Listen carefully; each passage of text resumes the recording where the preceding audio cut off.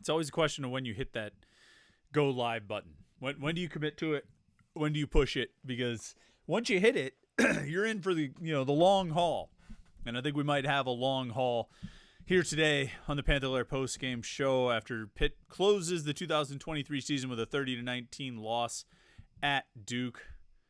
Another embarrassing loss, another disappointing performance, another embarrassing performance, and another. Yeah, those are probably the words: disappointment, embarrassment, frustration. I mean, that pretty much describes it, start to finish of this season, with a few examples, and literally only like a few. I'm not going to count Wofford as one of the exceptions here, but you really had two good games. Two. And Boston College was mostly pretty good. But you had the Louisville game and the Boston College game. And right now, I mean, the bar for what counts as a good game is pretty much did you win or not. This wasn't one of those seasons where Pitt played a good game and lost. That never happened. Closest they got to that was probably the Florida State game. And they were pretty miserably bad in that game, as they were in just about every game this year. 3-9. Imagine that. Imagine going 3-9. And I'm not one of these people that sit here and says, wow, 2 years after an ACC championship, it fell this far. I mean, I think it always falls far for a reason. It's never some weird mystical thing of how they tanked the program or anything like that. There's always a reason that teams struggle. There's always a reason that teams fall apart or have issues or lose. And I think there's a big reason why this year, and I'm going to let people kind of filter in. We're still a couple minutes in on our 3:30 show, our post-game show. So I'm going to let people kind of roll in and filter in, tell you about a couple things first. Of course, this is our YouTube channel, youtube.com/Panther-Lair.com. Like this video and subscribe so you never miss any of our Pitt video content. This is our last football post-game of the show, post-game show of the season, but we're going to do some basketball post-game shows. We'll plan those out strategically. It won't be every game and probably not most of the home games, but we'll plan it out and have a few post-game shows along the way.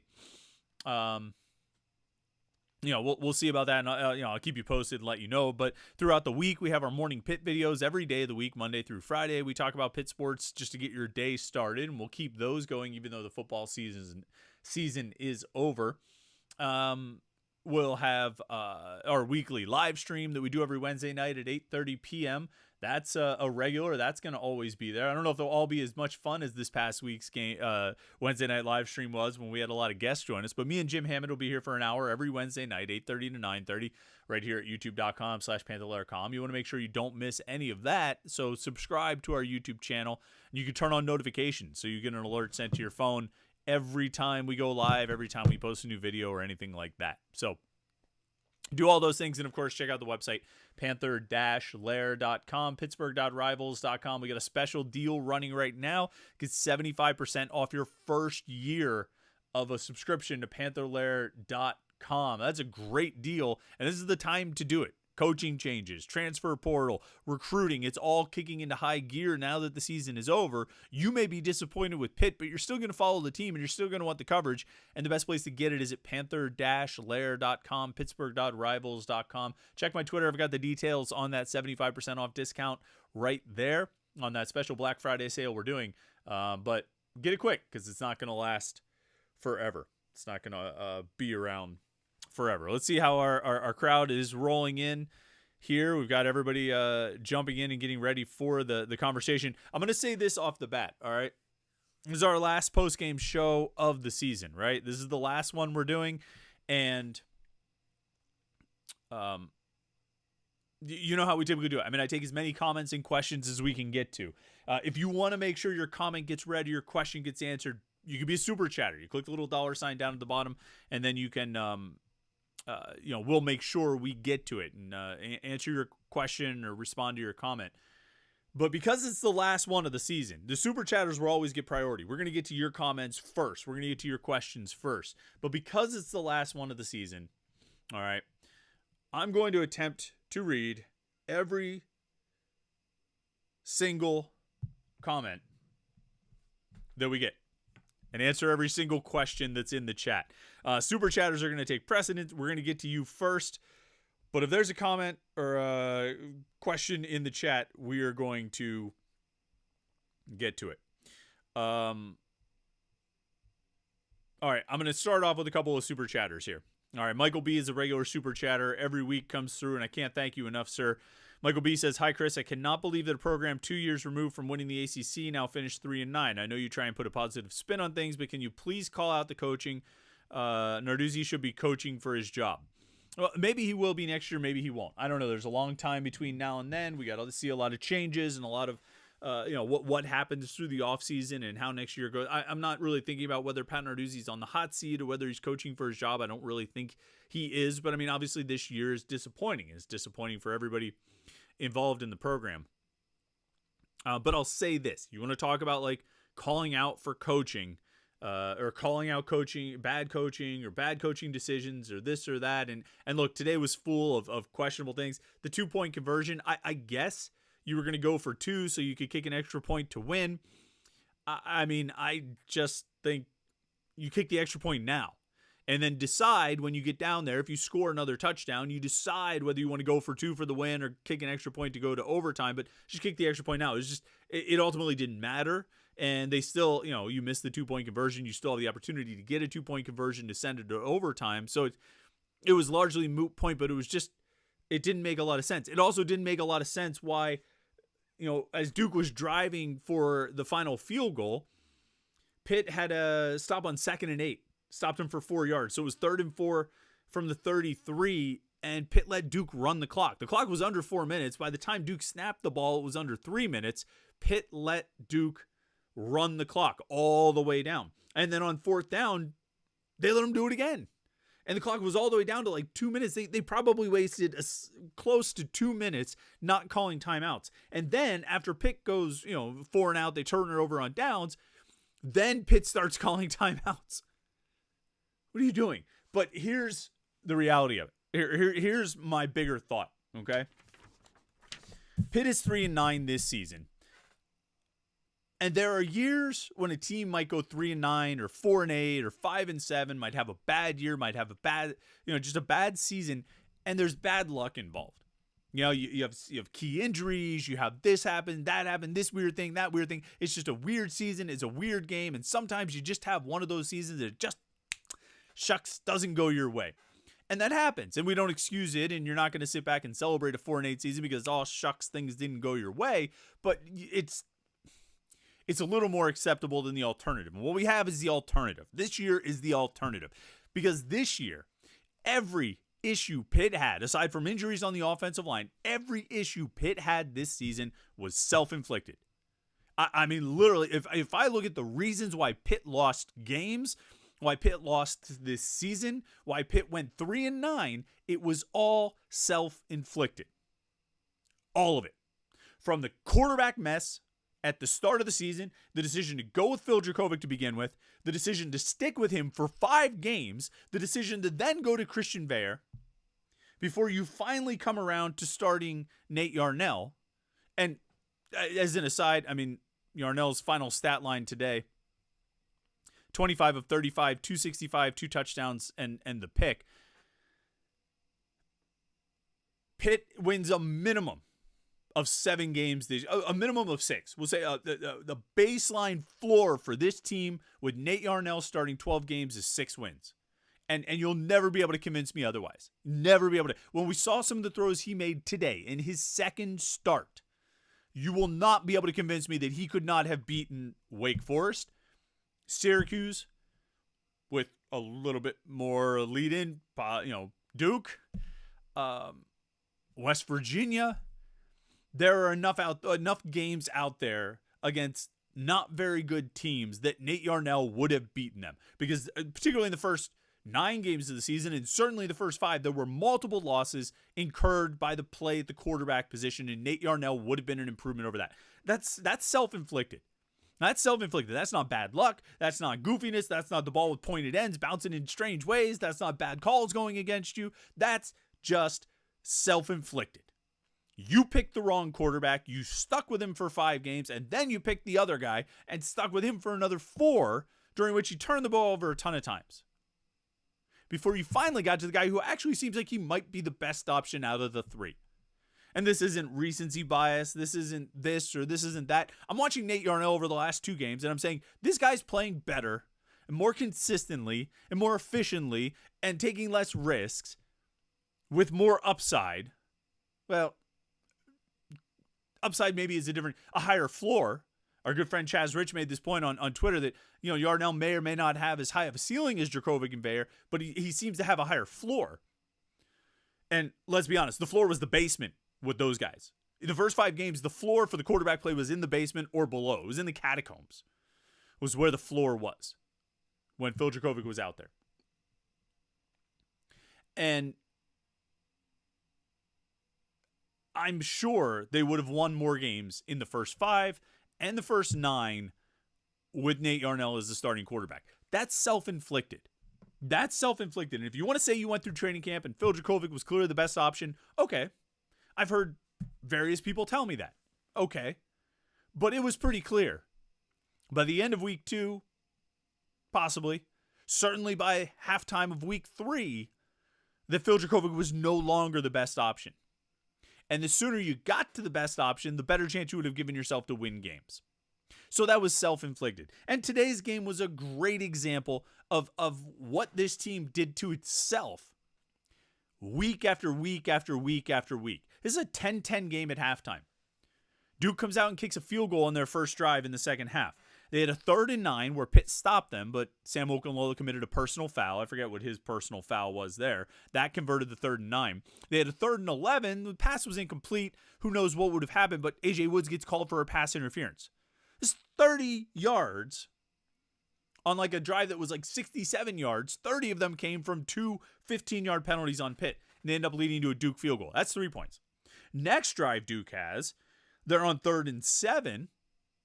Duke pushes the tempo, but Pitt's doing a personnel change. If you look at the personnel, they wanted to get into their Delta defensive package, which is a good defensive package for 3rd and 7.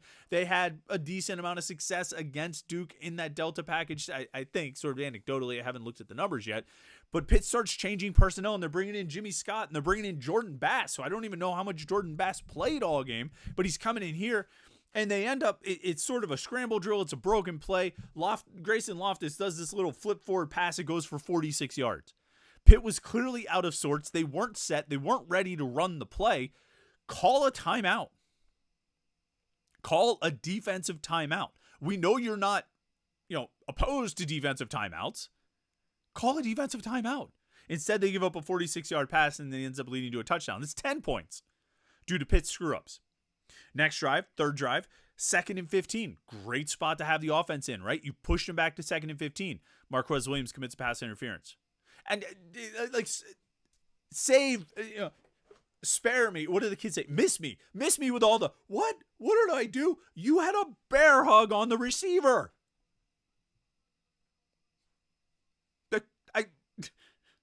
There's no judgment call there. That's not even subjective. So anyway, 2nd and 15 turns into a fresh set of downs. Thank you. It ended up only being like a 6-yard penalty because it happened really close to the line of scrimmage. But then they're in a 2nd and 11. Good deal, right? Duke runs a screen. Bengali Kamara misses a tackle. Shane Simon misses a tackle. Marquez Williams has the guy wrapped up about as much as he had the guy wrapped up on the pass interference call, but decides to try and bat the ball. And guess what? And this has been happening for 9 years. When you spend more time trying to get the ball out than actually just making the tackle, you know what can happen? They shed the tackle and run for 32 yards. Self-inflicted. Just make the tackle. Make the tackle. I think Marquez Williams would have had him down short of the lead stick. And so you get a 3rd and short. You get a chance to get off the field. Instead, you give up 30 yards. And it leads to, I think Duke scored a touchdown on that drive, right? Duke 3? Yep. Touchdown. So now you've given up 17 points? With 3 penalties, 2 pass interference and a personal foul, a spot where Duke caught you in a personnel change and you just didn't, you could have just called a timeout to stop and fix things. And then a screen pass where you missed 3 tackles and it leads to 17 points. And then on Duke's final drive, 3rd and 11, or Duke's final field goal drive, which makes it a 2-score game, All right, pushes it out of range. You've got him in 3rd and 11. And you give up a 22-yard pass anyway. So, MJ Devonshire got beat on that play. But then you add another 15 on. With another roughing the passer penalty on Sam Okunlola. Self-inflicted. You did this to yourself. Nobody else. This wasn't the officials. This wasn't injuries. This wasn't sign stealing. This wasn't weird bounces. This wasn't the league. This wasn't anything. You got beat 9 times, and you did it to yourself. Self-inflicted in 2023. And you lost to, Santino Marucci and Dan Villari and Grayson Loftus.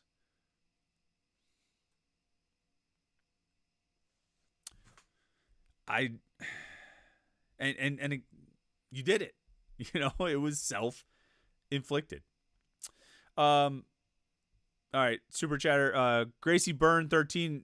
Gracie, first super chat. We appreciate it. Put your comment with your super chat. I'm trying to find if you had anything to say, or maybe you're just supporting the show. We appreciate that. Let's scroll through here. Saw some other super chats come in. Biz says, Yarnell better start next year. Signetti needs fired. Narduzzi on the hot seat next season. Defense has been pretty suspect. Disappointing season.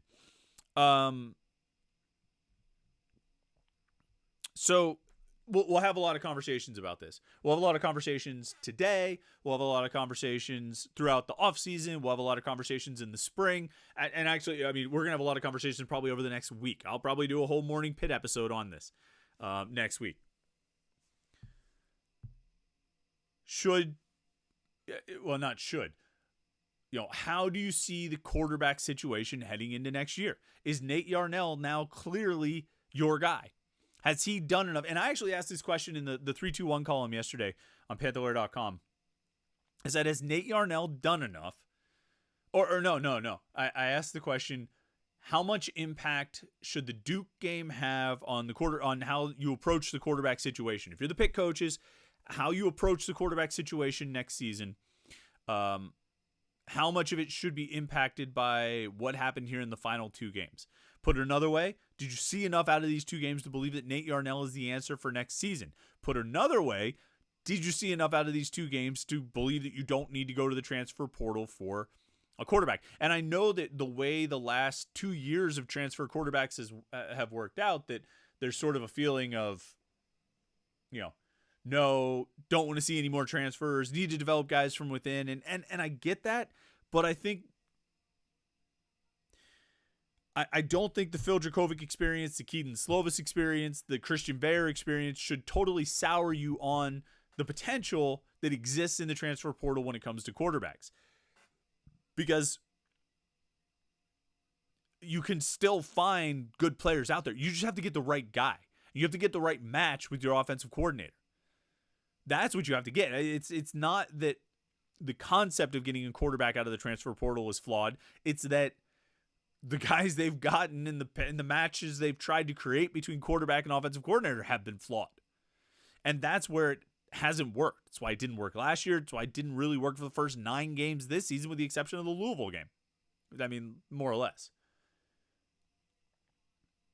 So I don't think you totally give up on the transfer portal. And look, the way things were going 2 games ago, I was like, yep, they got to get another quarterback out of the portal. They got to go find somebody who's ready to play. Nate Yarnell maybe changed that, changed that approach a little bit, or that mindset a little bit. I got to think the Pitt coaches believed they needed to go get another transfer portal quarterback, but I wonder how Yarnell affects that. And Pat Narduzzi, I don't know what he said after the game. I'm sure he'll be asked about it. We'll see what he says. It doesn't matter. Here's the other, and I'll say this too. I haven't seen if any quotes have started rolling out, but when it comes to Pat Narduzzi's post-game comments today, whether it's about the quarterback or the offensive coordinator, I would say,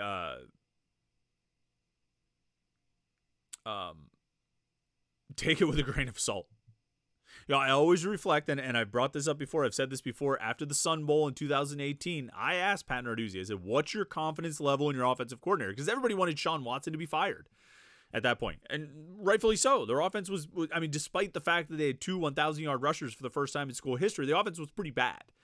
And it was clear that Kenny Pickett wasn't developing and the passing game wasn't developing. And so it was a valid question. And Pat Narduzzi said, I have all the confidence in the world in Sean Watson. He was fired like 2 days later.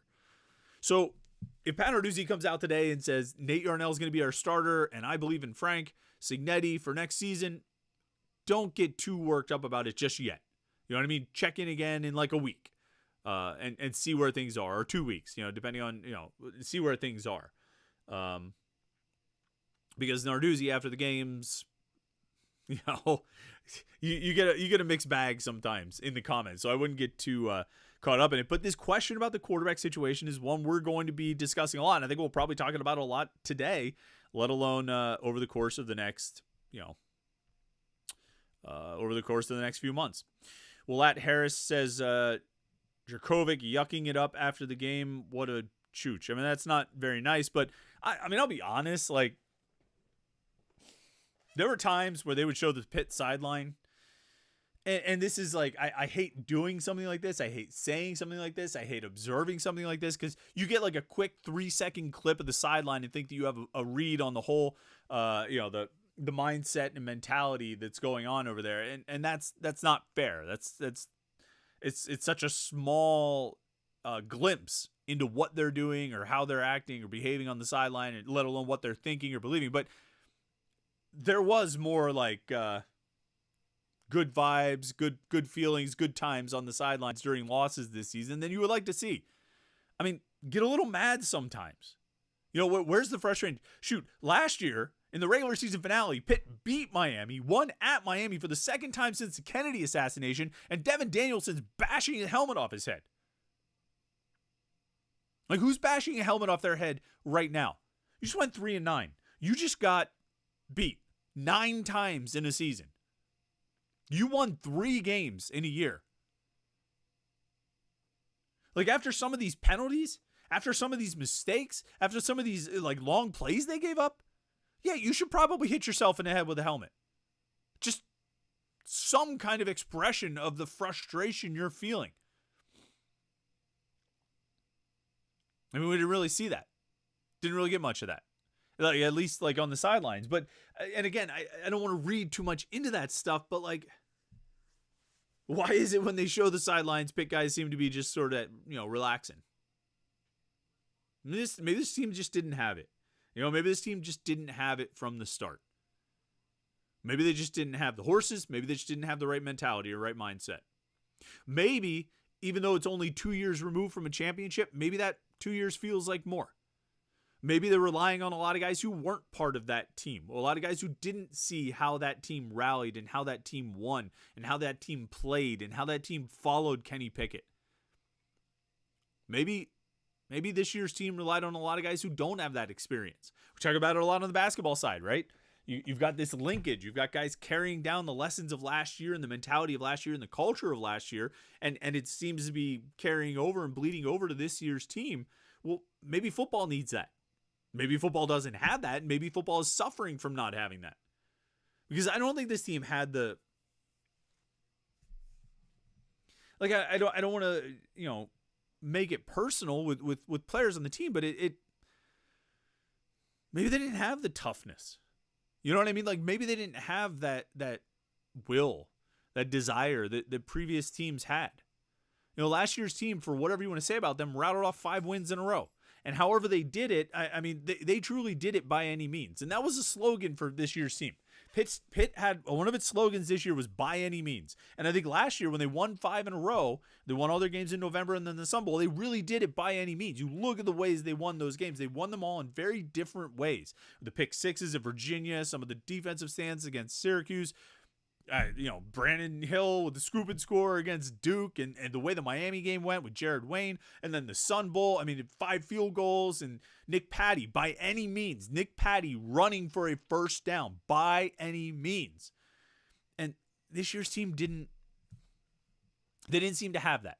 They didn't seem like they were able to dig deep and conjure that. But again, maybe some of that was self-inflicted. Maybe some of that was just from the way the quarterback situation was handled. You never know how that kind of thing impacts the mentality of a team and a mindset of a team. Maybe it held this group back. Let's see.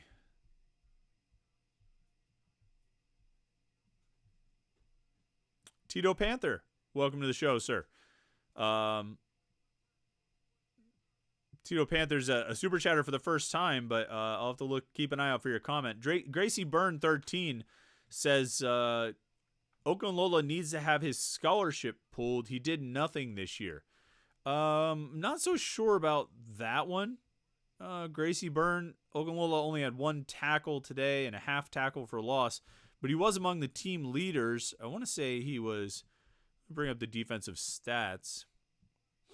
Yeah, he was tied for the team lead in sacks this year with 5. So, and he had 1 against Boston College, 1 against Notre Dame, 1 against Louisville, 1 against Carolina, and 1 against Wofford. So, Sam Okunlola, I think, actually had something of a breakout season this year. Was one of the young players who got a lot of playing time, and I think showed some encouraging signs for next season. I'm not pulling Sam Okunlola's scholarship just yet.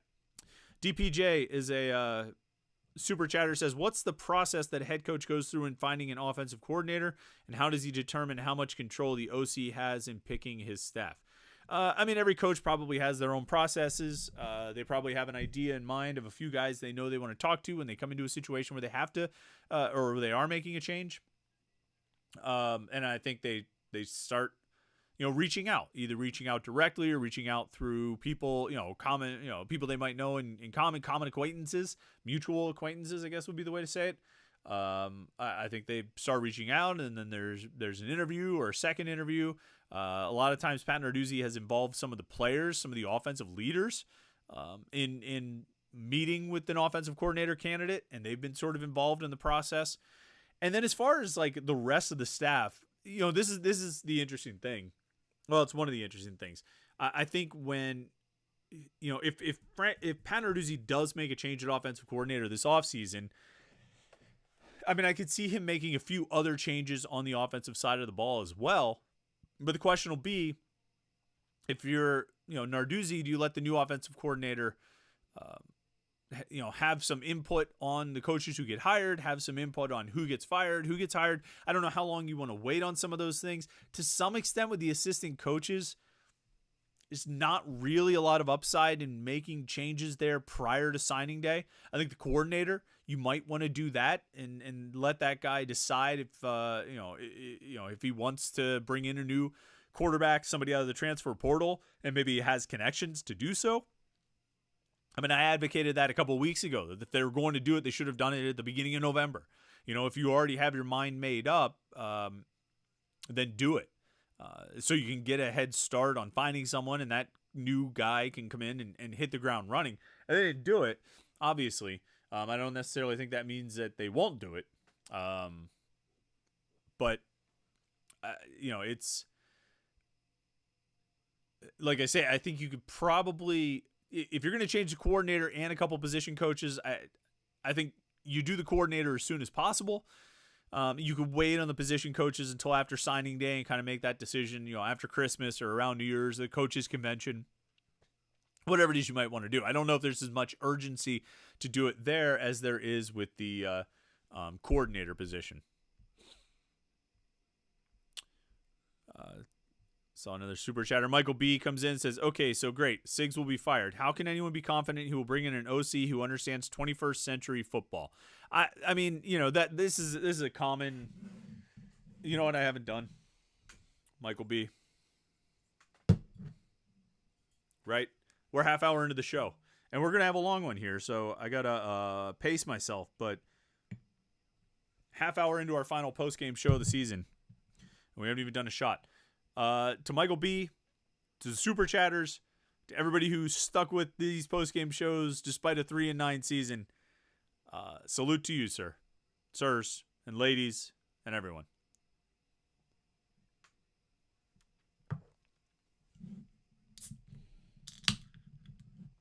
Get a little something to wash it down.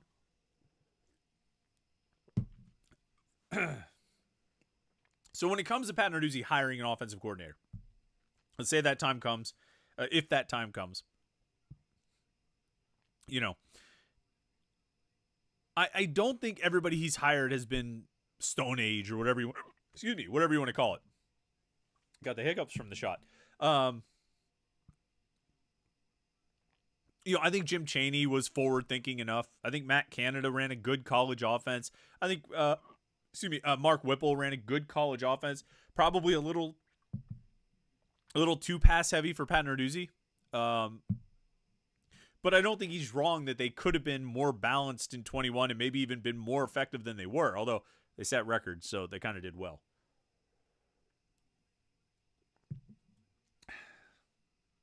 I don't think he's only hired pro style, line up in the I formation, run, pass coordinators. I think, is Frank Cignetti more inclined toward the run than the pass? Yes. Do I think that you're just talking about run versus pass? No. I think to your point, I think there are more modern ways of calling a run offense. You know what I mean? I think there are more modern ways of running the ball beyond what Pitt does. I'm not smart enough to tell you what those are. I'm not smart enough to tell you why Pitt's offense is or is not advanced. I'm not going to sit here and pretend like I am, but I know that I watch other football games and teams are able to run the ball and run it in more unique and more effective ways than what Pitt has done. I don't think Pat Narduzzi has done great at hiring offensive coordinators. I don't think he's been as bad as some have made it out to be. Chaney was a fine hire. Canada was a fine hire. Watson was a bit of a mess, Whipple ended up being a fine hire, but if you recall, before he set like Pitt records in 2021, Pitt's offense was pretty bad for 2 years. 2019, and we'll crunch all the numbers on this, but I mean 2019 was just as bad, if not worse, than this year in the offense in terms of offensive touchdowns scored and productivity and all those things. I think they were worse. And so Whipple's offenses weren't all great, but I think that was at least an outside the box hire for Narduzzi. This most recent hire has not worked. I mean, it's very clear after 2 seasons, 13 games, 25 games, excuse me. It's been a mess. It's been ineffective and it's unproductive. It's been a bad offense for 2 seasons running. Do I think that if Pat Narduzzi makes a change now, he'll go out and hire a Frank Cignetti clone? No, I don't. I think he'll look for someone that can be productive and produce an offense that'll score enough to win in the ACC. I don't think it's going to be, something crazy, but I do think, I don't know. I don't know what he would go for. I don't know if it's just this automatic lock that it's going to be a pro-style 1970s, Big Ten offense. Just because Narduzzi hasn't always deferred to that in the past. But, we'll see. We'll see what happens over the next few weeks.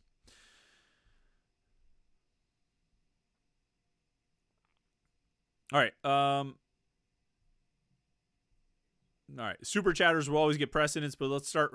I was about to say, let's start rolling through all the comments. Eric Bruno jumps in. Eric says, coaches coach, players play. There's a lot of blame to go around from the head coach to the starters on the field. I can't see going into the offseason with no major changes to the personnel. Well, and I don't think they're going to, Eric. I don't think they're going to go into the offseason with no major changes. I think there will be changes. I think there'll be changes on the offensive staff that are changes of Pat Narduzzi's doing. And then I think there's always a possibility of changes on the defensive staff. Of guys leaving. I don't see Pat Narduzzi firing anybody on the defensive staff. I don't really think he needs to fire anybody on the defensive staff. I know the defense hasn't been great this year. Has certainly shown a lot of vulnerabilities, but the reality is probably the biggest vulnerability was the defensive line. If you want to look at one position group that took a giant step backward from last year, it's the defensive line. And I don't think anybody's itching to fire Charlie Partridge, and nor should they. So I don't see any changes there, but I think there'll be changes on the offensive side for sure. And then player-wise, you're going to have, there's going to be attrition First of all, you've got guys who are out of eligibility. Then you've got guys who are seniors and maybe could come back, but either aren't invited back or decide they just want to spend their final year somewhere else. You'll have attrition through the transfer portal from the younger classes. You're going to have personnel turnover. It's really a question of whether you can like retain a key half dozen guys or so. And like I say, really, it's a question of what you want to do with the quarterback position. They're going to hit the transfer portal for a number of spots. And we've talked about these over the course of the season. I think cornerback is one where they're going to hit the transfer portal. I think, defensive end and defensive tackle too. And we've seen them start to be active there with graduate transfers.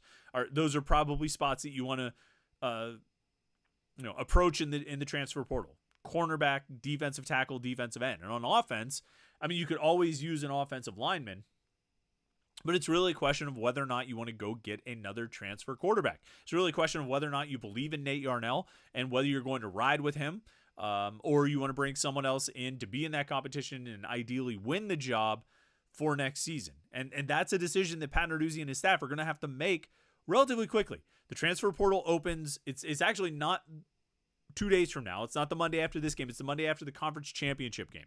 So they have a week here to sort of evaluate their options, see what they're hearing about intel of which guys potentially are going into the portal, quarterbacks from other teams, and then decide there and go forward from there and decide, what they want to do. Do they want to aggressively go after another quarterback? And how much of that decision is based on what they've seen in the last 2 games? That's some big questions there. Josh Newark jumped in right at the start, actually, with almost 7 minutes left to go in the game. Josh says, with 6:47 left, Pitt needs points to average more than 20 points per game. As it stands now, Pitt averaged 19.6 points per game. That is atrocious. Also, this team is not one player away. Quarterback needs to be upgraded. O-line was a disaster all year. Couldn't commit to one running back. Tight ends were absent for most of the year. Defense forgot how to tackle. Caleb Junko, Shanks. A lot of stuff in there, Josh. I do think, like I'll say this and you're right about all the issues you mentioned, all those problems, defensive line, the punter. I mean, we don't even talk about that. Duke's touchdown drive in the first half was a 25-yard touchdown drive because Caleb Junko punted the ball 15 yards from the 10. That's a turnover. I mean, that is a turnover. And Pat Narduzzi should view it as a turnover. Duke should view those as points off of a turnover. They would have been in better shape if Nate Yarnell would have dropped back from the 10 on 3rd down and just thrown the ball as far as he could and hope it got picked off. It's true. And the punting has been an inconsistent mess all season long. They need to go to the portal for a punter. They did last year. They brought in Jeff Yerk from Elon. And they gave the job to Caleb Junko coming out of training camp, and Yerk left. I don't know where he went or how he ended up doing. We could probably look that up. I'd be interested to find out. But they need a punter out of the portal.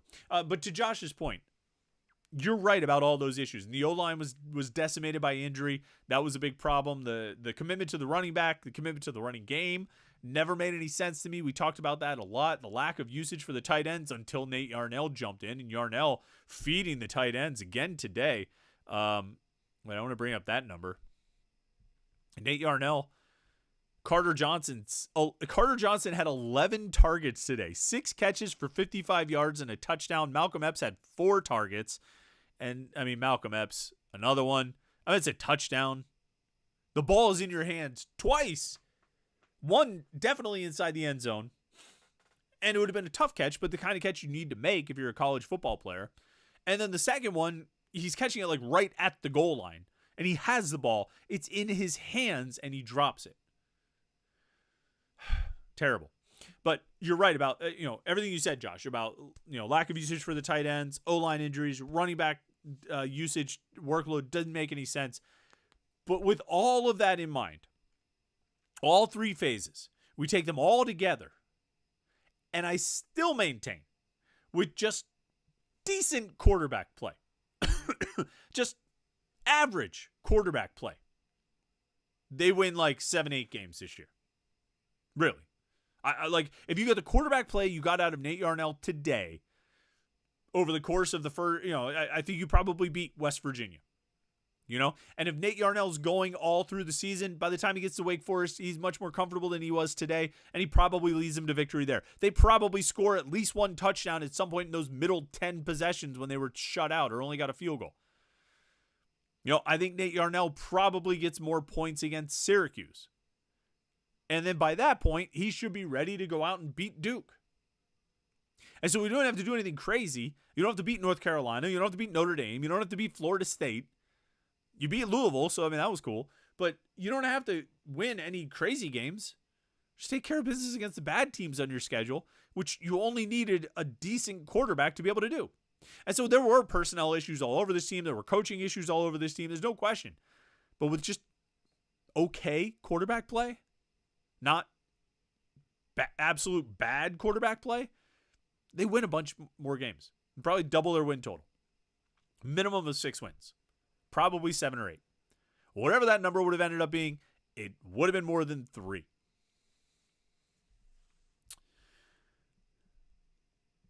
Matt Fry says, really love my Pitt Panthers, but as a diehard fan, this has been a tough year. Can't wait for the grief to end. Narduzzi, you better reload. This poop emoji isn't acceptable. I think a lot of people are feeling that way, Matt. I do. Homer Simpson says, I bet that in Pat Narduzzi's interview, he tells us he doesn't touch the offense or the quarterback. He'll have to look at film to see why they're terrible. It's week 13, and he still doesn't know the problem.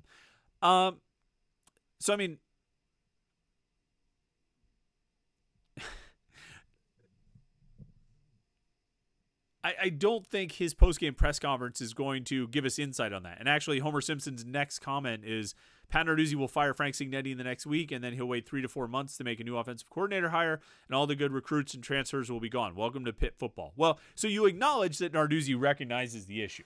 If you're saying that Narduzzi is going to fire Frank Cignetti, then clearly Pat Narduzzi recognizes the issue of Pitt's offense this year, right? So that part is, you sort of contradicted yourself.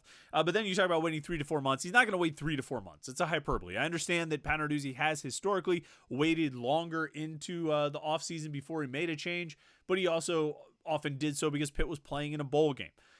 They didn't fire anyone after 2017, which was the last time, or 2020, which were the last times that Pitt didn't play in a bowl game. So,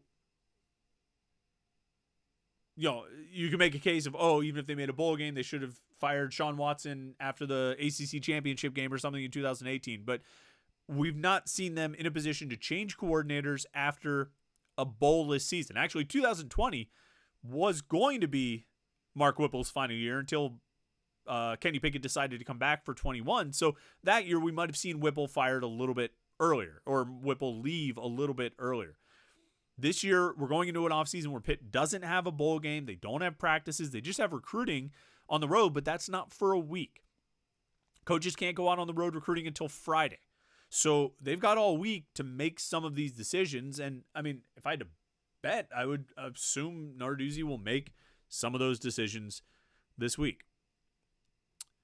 Paul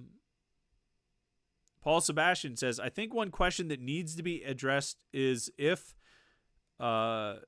this program is capable of becoming one of the elite programs in the ACC. I really think that the ACC championship was a result of a 6-year quarterback and a really great wide receiver. I think this program needs to reevaluate itself and decide what it wants to be, because I'm worried that we are only going to see success once every couple of years. I just hope the team, Pat, Heather, and everyone decides that it's time to reevaluate and realize that the ACC championship was 2 years ago and they can't rely on that anymore. Well, a couple of things. Did they win the ACC championship because they had a Heisman Trophy finalist and a Biletnikoff Award winner? Yes. Do most teams win because they have talented players? Right? It often gets mentioned, and Kenny Pickett was a 5th-year player, not a 6th-year player. It was an extra year, but I remember he only played 4 games or 3 games as a freshman. So the redshirt rules changed a year later. If the rules had changed 1 year earlier, we'd never talk about Kenny Pickett as a COVID super senior because he would just been a redshirt senior, a regular old redshirt senior. But I digress. Most teams that win and have success and win championships and win their conference usually do so because they have really good players. They have talented players. They have superior players. Pitt had one of the best quarterbacks in the nation. They had the best wide receiver in the nation. So they won. That makes sense, right? I think that logic sort of holds up. As far as what they do going forward and evaluate, is the program capable of becoming one of the elite programs in the ACC? I mean, like year to year, consistently, top 2, top 3? I don't know. Like, probably not. It's probably every couple of years on and every couple of years off. And that's just the reality of the level Pitt recruits at. It's the reality of the level that a lot of schools recruit at. But they don't, it's in college football, with the turnover that you have, just natural through graduation and guys running out of eligibility, never mind the transfer portal, the turnover that you have, unless you recruit at the highest of levels, it's really hard to be number 1 or number 2 year in, year out. You need to recruit at like Alabama's level, Michigan's level, Ohio State's level to be there, Georgia's level, to be there and stay there. And I know you're talking about the ACC, not the national picture, but to be one of the like top 2 programs in the ACC every year, to be in the ACC championship game 3 out of 4 years, 4 out of 5 years, 5 out of 6 years, you need to recruit at a higher level than everyone else. And Pitt doesn't. And I'm not sure, no matter who you hire, if Pitt ever really would, just because of what Pitt is. You know what I mean? Where they sort of stand in the pecking order of college sports. That does not mean they can't be successful. What it means is the way they have to build success is different from some of the schools that recruit at that kind of level. They have to be able to evaluate well.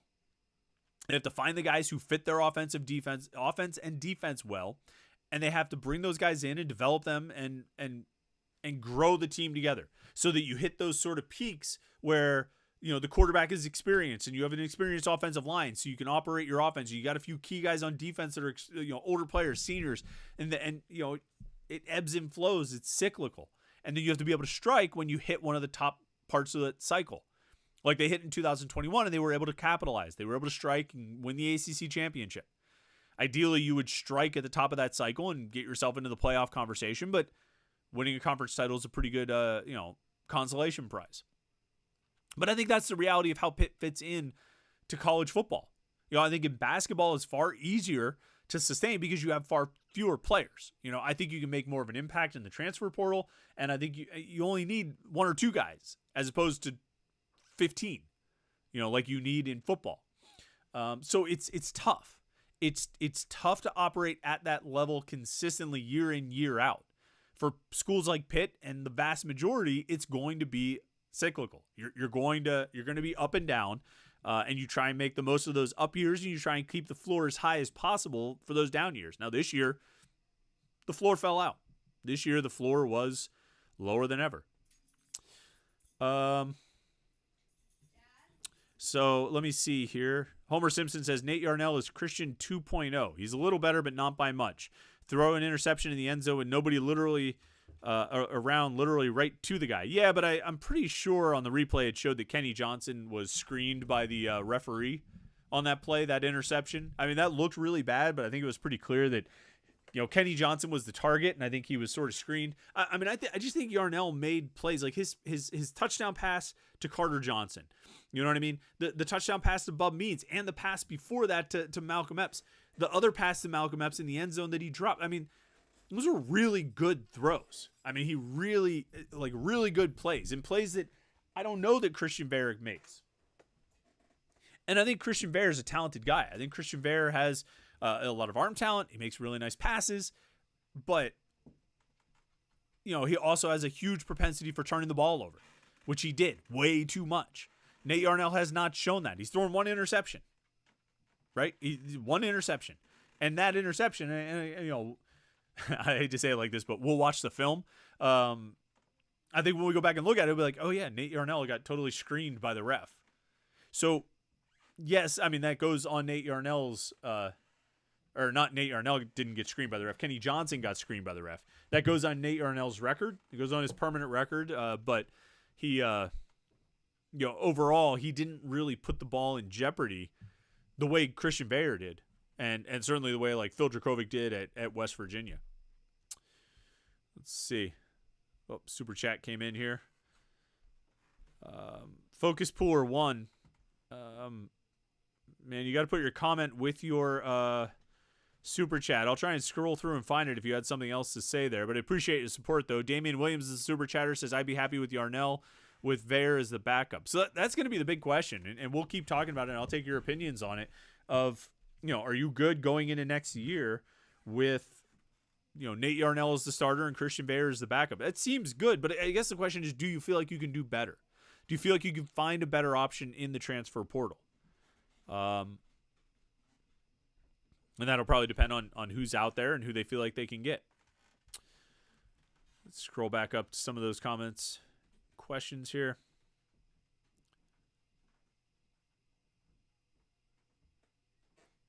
Bobby Fitzmaurice says, please explain the go for two. Someone should be fired. So I think the 2-point conversion, all right, so it's 27-19. Less than 6 minutes to go, probably less than 5 minutes, somewhere around there. Right around 5 plus. It's 27-19. The only thought, and Pat Narduzzi was probably asked about this in the post game, and he probably has something to say about it. But Pat Narduzzi decided to go for two, and when it was 27-19, my thought is that he wanted to get the twos to make it 27-21 so they could score another touchdown and kick the extra point to win the game, 28-21 or 28-27. With the thinking also that at 27-19, if they miss, they can still go for two and tie it. That's what I think was the logic, trying to set themselves up to be able to kick an extra point to win the game as opposed to just kicking an extra point there and kicking an extra point on the next touchdown and then going to overtime at 27-27. That's the only thing I can think. I go back and forth. I didn't hate it initially. I probably, if it was me, I would have kicked the extra point there to make it 27-20. And then if you score again, see how you're feeling. I guess, and they said it, one of the few relevant, interesting, insightful comments from the the broadcasters was something like, maybe they feel like they have momentum on the offense. And yeah, they marched down the field. It was 1, 2, 3. Yarnell was 4 of 5 on that drive for 64 yards. So maybe they felt like the offense was rolling a little bit. So they went out there and went for it. I probably would have kicked the extra point and then come back, tried to score again. Then when it's 27-26, you decide if you want to kick the extra point to go to overtime or go for two to try and win the game. So that's probably, it ultimately didn't matter. They didn't take themselves out of a chance to win the game by going for two there. They didn't cost themselves the game by going for two. On the next drive, they had 3rd and 11, gave up a 22-yard pass, and committed a 15-yard personal foul. So they gave up 37 yards on that play, and then didn't call timeouts after 2nd and 8 or 3rd and 4. That lost the game far more than the decision to go for two. The decision to go for two after that touchdown. So probably not what I would have done. But I think that's what the logic was. Thank you. Got a special delivery of a nice little espresso drink to the Panther-Lair Post-Game, huh?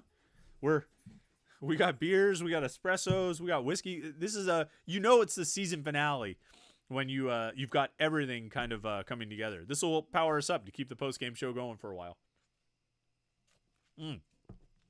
Thank you for the coffee delivery here in the Panther-Lair studios. We appreciate it. Let's see. Got some more comments in here.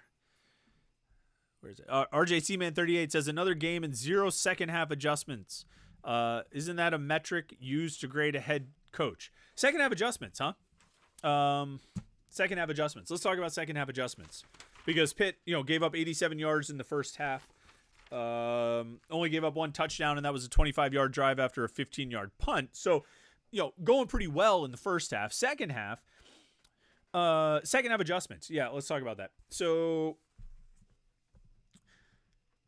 right off the bat, they get Duke in a 3rd and 9, right? And that's cool. They give up a 31-yard pass, which incidentally was longer than any drive Duke had in the first half. So, Duke made a play. Duke made a play. I don't know if that's about adjustments or it's about Duke got a one-on-one matchup. I think that was probably against MJ Devonshire and made a play.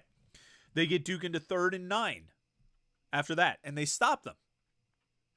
but they commit a personal foul. Now, that's not really coaching adjustments to commit a personal foul on 3rd and 9, right? When you get a stop. I don't think that's about adjustments, but they keep the drive alive for Duke there. They get to 3rd and 11, and they get a pass interference on A.J. Woods. Now, I don't think there were any adjustments that they put in at halftime that told A.J. Woods to just run and get in the receiver's way and cause the contact and commit a personal foul or commit a pass interference. And then they still, 1st and goal from the 9, they only give up 1 yard on 3 plays and force a field goal. So, that wasn't bad. And then Pitt goes down and scores a field goal. So, adjust. I'm not going to go through every drive. I did this earlier. Pitt's mistakes. It wasn't adjustments. It was mistakes.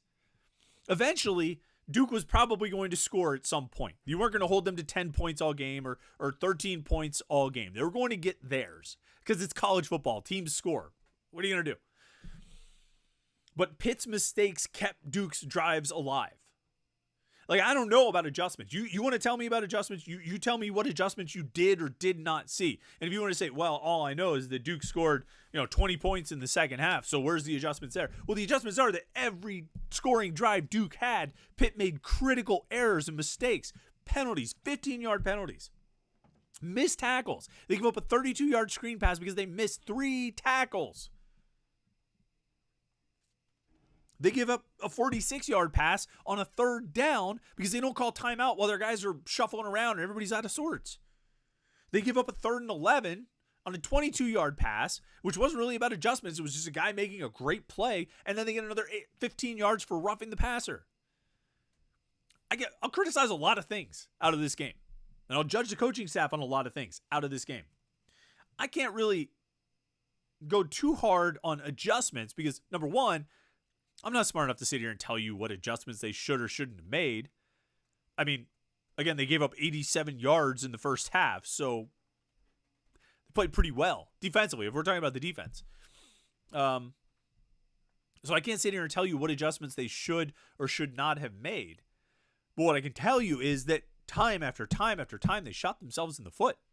They gave Duke, just on 15-yard penalties, on those scoring drives, they had 1, 2, 3, 4. That's 60 yards, although not entirely 60 because the one Marquez Williams pass interference was only like a 6-yard penalty. So 51 yards on penalties in the second half, just defense on scoring drives. Like where's the coaching adjustment for that? What adjustment do you make at halftime that convinces A.J. Woods to turn around and play the ball? It convinces Sam Okunlola not to commit 2 personal fouls. It convinces Marquez Williams not to bear hug a receiver. Where's the coaching adjustment at halftime that tells Marquez Williams, listen, man, if you are tackling a guy, don't try to swat the ball. Just get him down. The rule is first guy tackles, second guy goes for the ball, right? I'm not a football genius, but I'm pretty sure that's what you're supposed to do. So what adjustments are you making there? You shading the A gap? You run a weak side stunt. You know what I mean? Like what adjustments do you want to make on that? Little twist. You run more twists? Is that the problem? Not enough twists? You got to get twist. I mean, how about that? How about you just don't commit pass interference penalties? You don't commit personal fouls, and you tackle a guy when you have your arms on him instead of having 3 of you miss a tackle. How about that? How about you call a timeout when your guys are kind of out of sorts during a personnel change and the other team's going, hurry up? How about that? How about those adjustments? But I appreciate you being a super chatter. RJC, man. I do. Josh Newark says 3 wins. Worst season since 98. 98 versus Villanova and Brian Westbrook. The best performance I saw against Pitt. Time for a second shot. Appreciate all the post-game streams, especially on my 3.5-hour drive home. Well, Josh, we're going to go long today. This is going to be a long one. So I've got a little pick-me-up. Hopefully on your long drive, you got something to keep you well, you're not driving home, I guess, from watching a game on TV, right?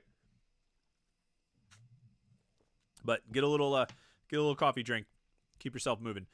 Michael Gibson says, why isn't the defense criticized more? Lost to 4 backup quarterbacks. That's a big part of it. The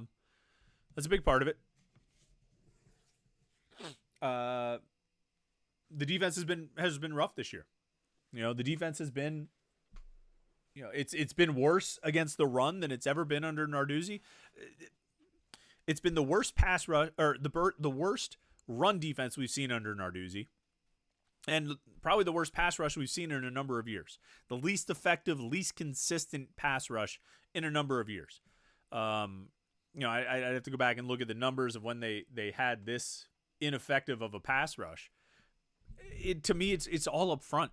To me, they lost. Kalijah Cansey was a big, big problem in the middle of that defensive line. Big problem. Habo Baldonado was nice off the edge. Deslin Alexandra, I think, did more than we probably gave him credit for in terms of opening up opportunities for his teammates to make plays, either against the run or the pass. But Kalijah Cansey was a first-round draft pick, and they lost him, and they were unable to replace him. And I think the run defense suffered, and I think the pass rush suffered because you didn't have that guy in addition to Baldonado and, like I say, Alexandra, to a certain extent, John Morgan. I mean, like, they lost a bunch of guys off the defensive line, and I don't think they did a great job replacing them. They needed more out of the guys that they brought in to replace them, and they didn't get it. Now, I think there's some young players there. Sean Fitzsimmons seemed to play some today. Fitzsimmons, Deion Hayes is not a young player, but he sort of feels like it. Sam Okunlola, despite his penalties today, I think is really promising. I think Jimmy Scott's going to be good. Isaiah Neal as a true freshman is probably going to make an impact probably next year. But they're going to need a lot of guys to step up and probably have to go to the transfer portal as well. So, the line wasn't the only issue for the defense this year. I think the corners fell short of where they were expected to be and what you expected out of them. I think, I'll say it, final game, my guy, Bengali Kamara, it's a rough year. I wanted to chalk it up to him being hurt because he was hurt early on in the season, but fell well short of my expectations. Now, Solomon DeShields broke out and I think had a really good season.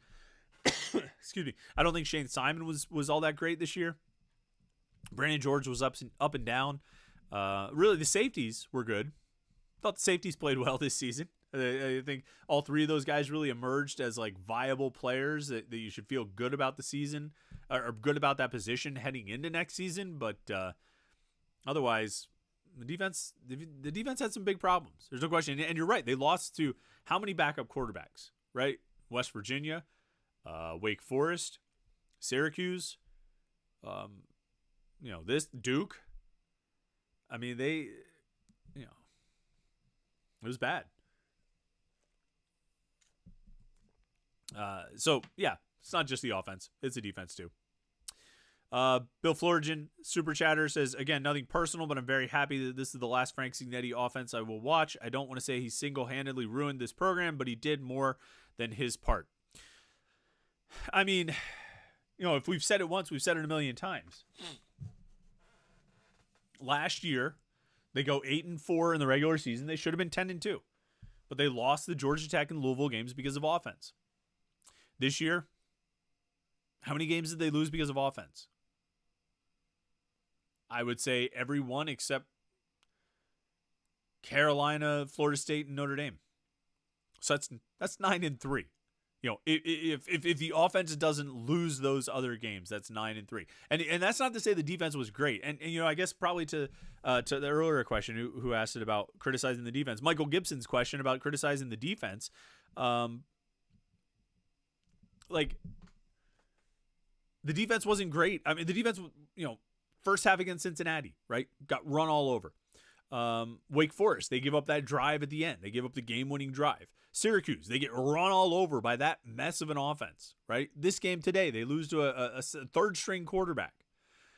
And so the defense certainly not letting them off the hook by any stretch of the imagination. But I think when you look at a game, you say, why did they lose? What was the biggest problem? Where, you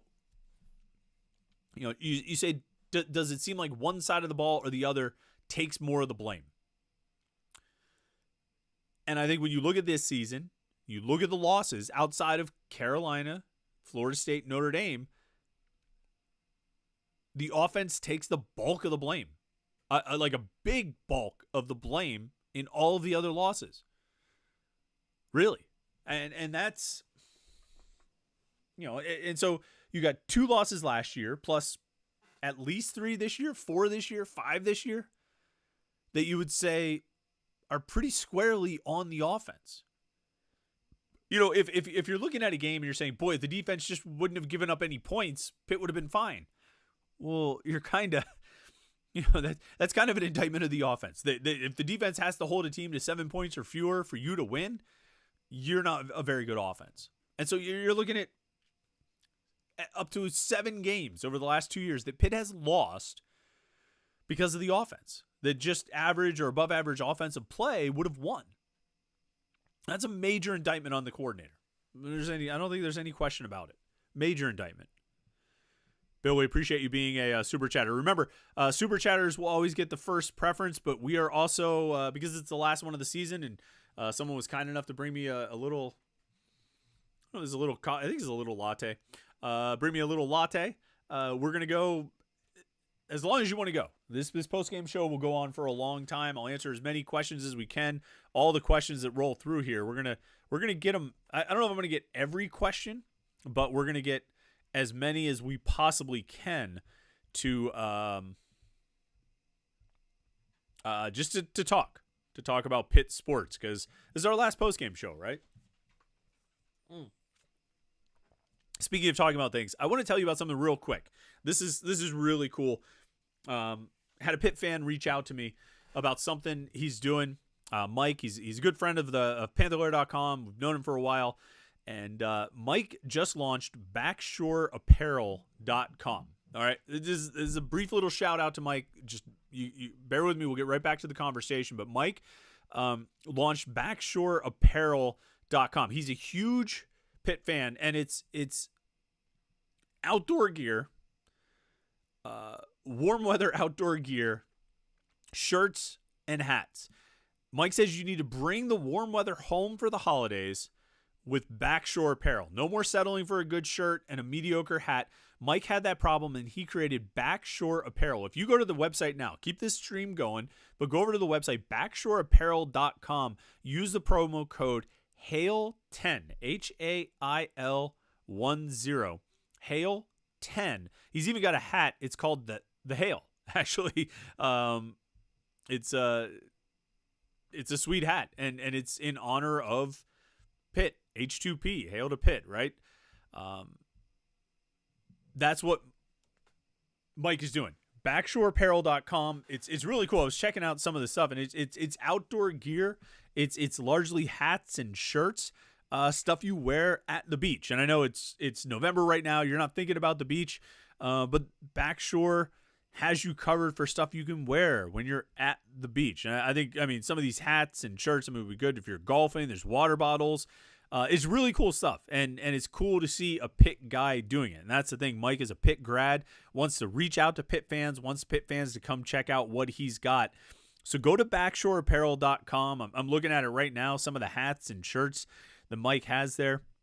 It's cool stuff. It's really unique. It's got a real beach vibe. And, the reality is, I know it's November, but like my family, we're planning our vacations for the summer. So you're thinking ahead. You're thinking about the Outer Banks or Sandbridge or wherever it is that you're planning on going. You want to go to Hilton Head or something like that. You want to be crazy and drive all that way. You're thinking about that stuff. So tool up now. You know what I mean? Get your gear together. Use the promo code HAIL10, HAIL10, to get a discount. BackshoreApparel.com. It's great stuff. I'm checking it out. I'm going to probably hit up Mike and see if I can get something out of this collection, because long sleeve, short sleeve, the hats. They got the straw hat. It's sweet stuff. Check out the Hail hat. That thing is excellent. BackshoreApparel.com. So thanks to Mike for supporting the podcast. We appreciate it. Everybody go check out what Mike has going on. Let's see. Biz says Yarnell better start next year. Signetti needs fired. Narduzzi on the hot seat next season. Defense has been pretty suspect. Disappointing season. Okay. So yes, it is. It is a disappointing season. The defense was suspect. Yeah, it was. Like we said, I think the defensive line in particular was pretty disappointing. Didn't take the step forward that they needed to take. They didn't do well enough to replace the guys that they lost over the course of this past offseason. It was pretty bad. Yeah, I don't think there's any question about it. And sometimes a season like this can spur you to action. You know what I mean? Can spur some changes. When Pitt has struggled in the past, Pat Narduzzi has made changes. I mean, you look after the 2018 season, they won the Coastal that year, had a good year in the ACC, and he still ended up firing the offensive coordinator. I think Pat Narduzzi recognizes issues when his team has them, and he's taken steps to address those over the years. I really do. There's this feeling that Narduzzi is stubborn and won't fire his coaches, but he's had tons of coaching changes. Like so much so that this past offseason, when they didn't have any coaching changes, was really unique. It was only the second time under Narduzzi, since 2015, that he's gone through an offseason without any changes. It changes every year, almost, right? And so I don't think Pat Narduzzi's stubborn when it comes to changing his coaching staff. I think he's always looking for ways to improve, always looking for things to change. Whether he executes that the best or not, that remains to be seen. But and I think there's mixed results when you look over the changes that they've made, but he's not been hesitant to make changes. And I think if he sees some major issues this year, he'll make changes. And I can't imagine how he doesn't see major issues. Oh wait, did I just read? I read Biz's. Biz said that a while ago. I'm trying to scroll through here and find all the super chatters, but let's see.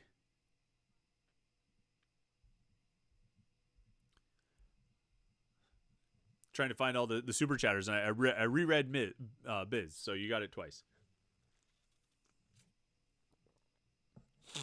Let's see.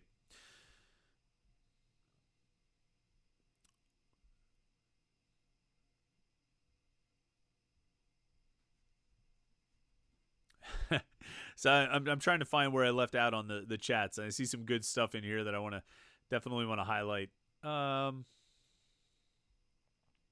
Stan Reft says, I agree it doesn't take much to win 6 games, and starting a different quarterback maybe would have given them at least that, but there were still so many things wrong with this team, even behind the offense. Or even beyond the offense. You're right. There were. This team's quarterback wasn't the only issue for this team, but it was the biggest issue for this team because offense was the biggest issue for this team, and the quarterback was central to that.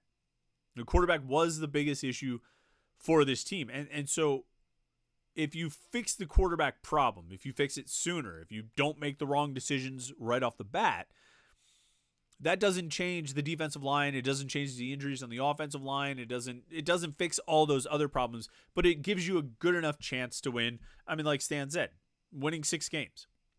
Because, and I made this point after the Boston College games, it's not that hard. As long as you schedule appropriately, it's not that hard to win 6 games in college football. It's really not. It's not that hard to get bowl eligible in college football.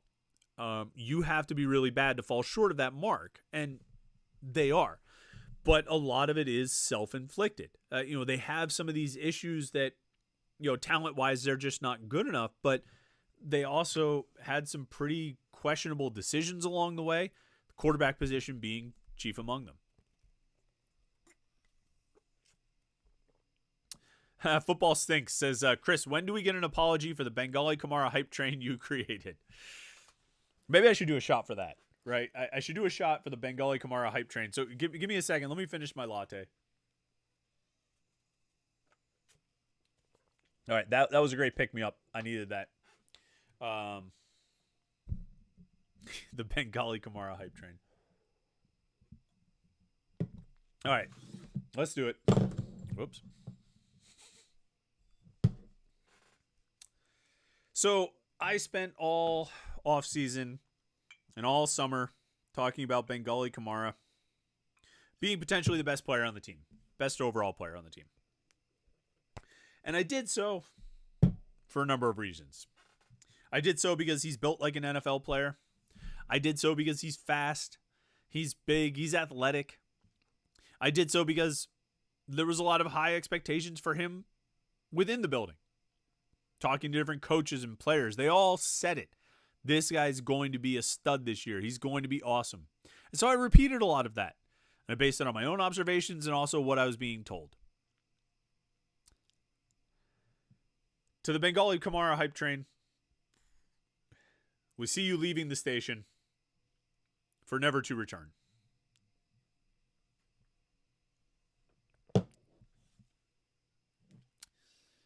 I got that hype train wrong. But the Bub Means hype train. The Bub Means hype train came in. 6 for 85 and a touchdown today for Bub Means. I had a paper here where I was like tracking his where did I write it down? His stats over the final 8 games of the season.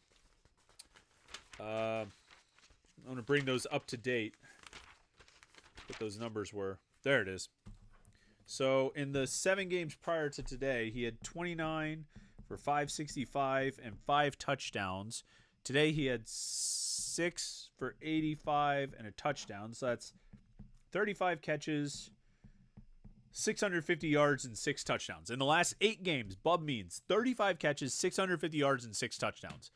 That's really good. I like that's really, really good. That's a really good stat line for Bub Means over the last 8 games. His first 4 games, he struggled.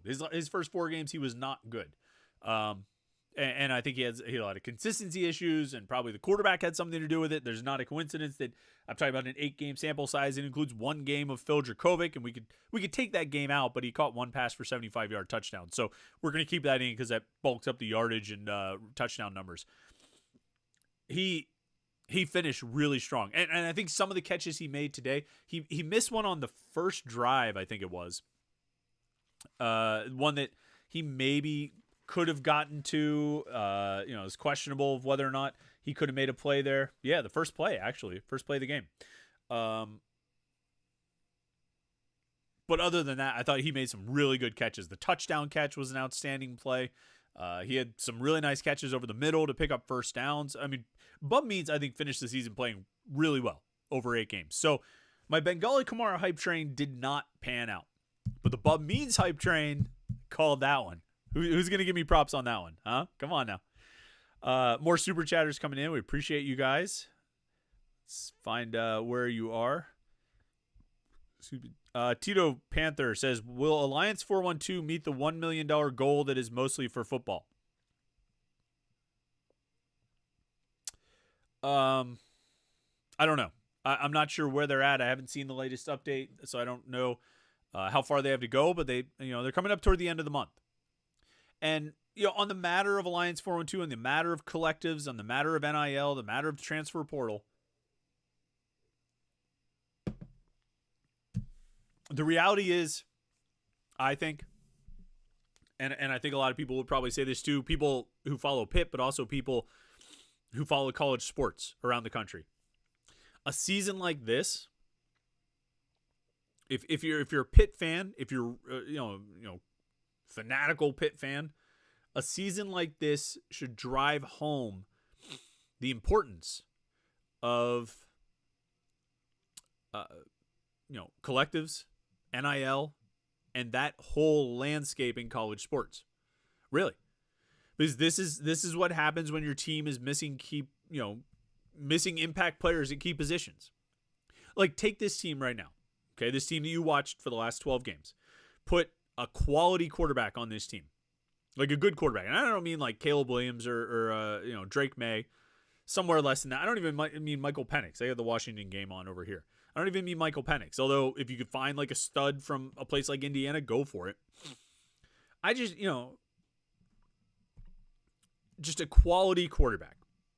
Above average quarterback. Something above the play that Pitt got this year. Something above the level of play that Pitt got last year from Keaton Slovis. Put that on this team.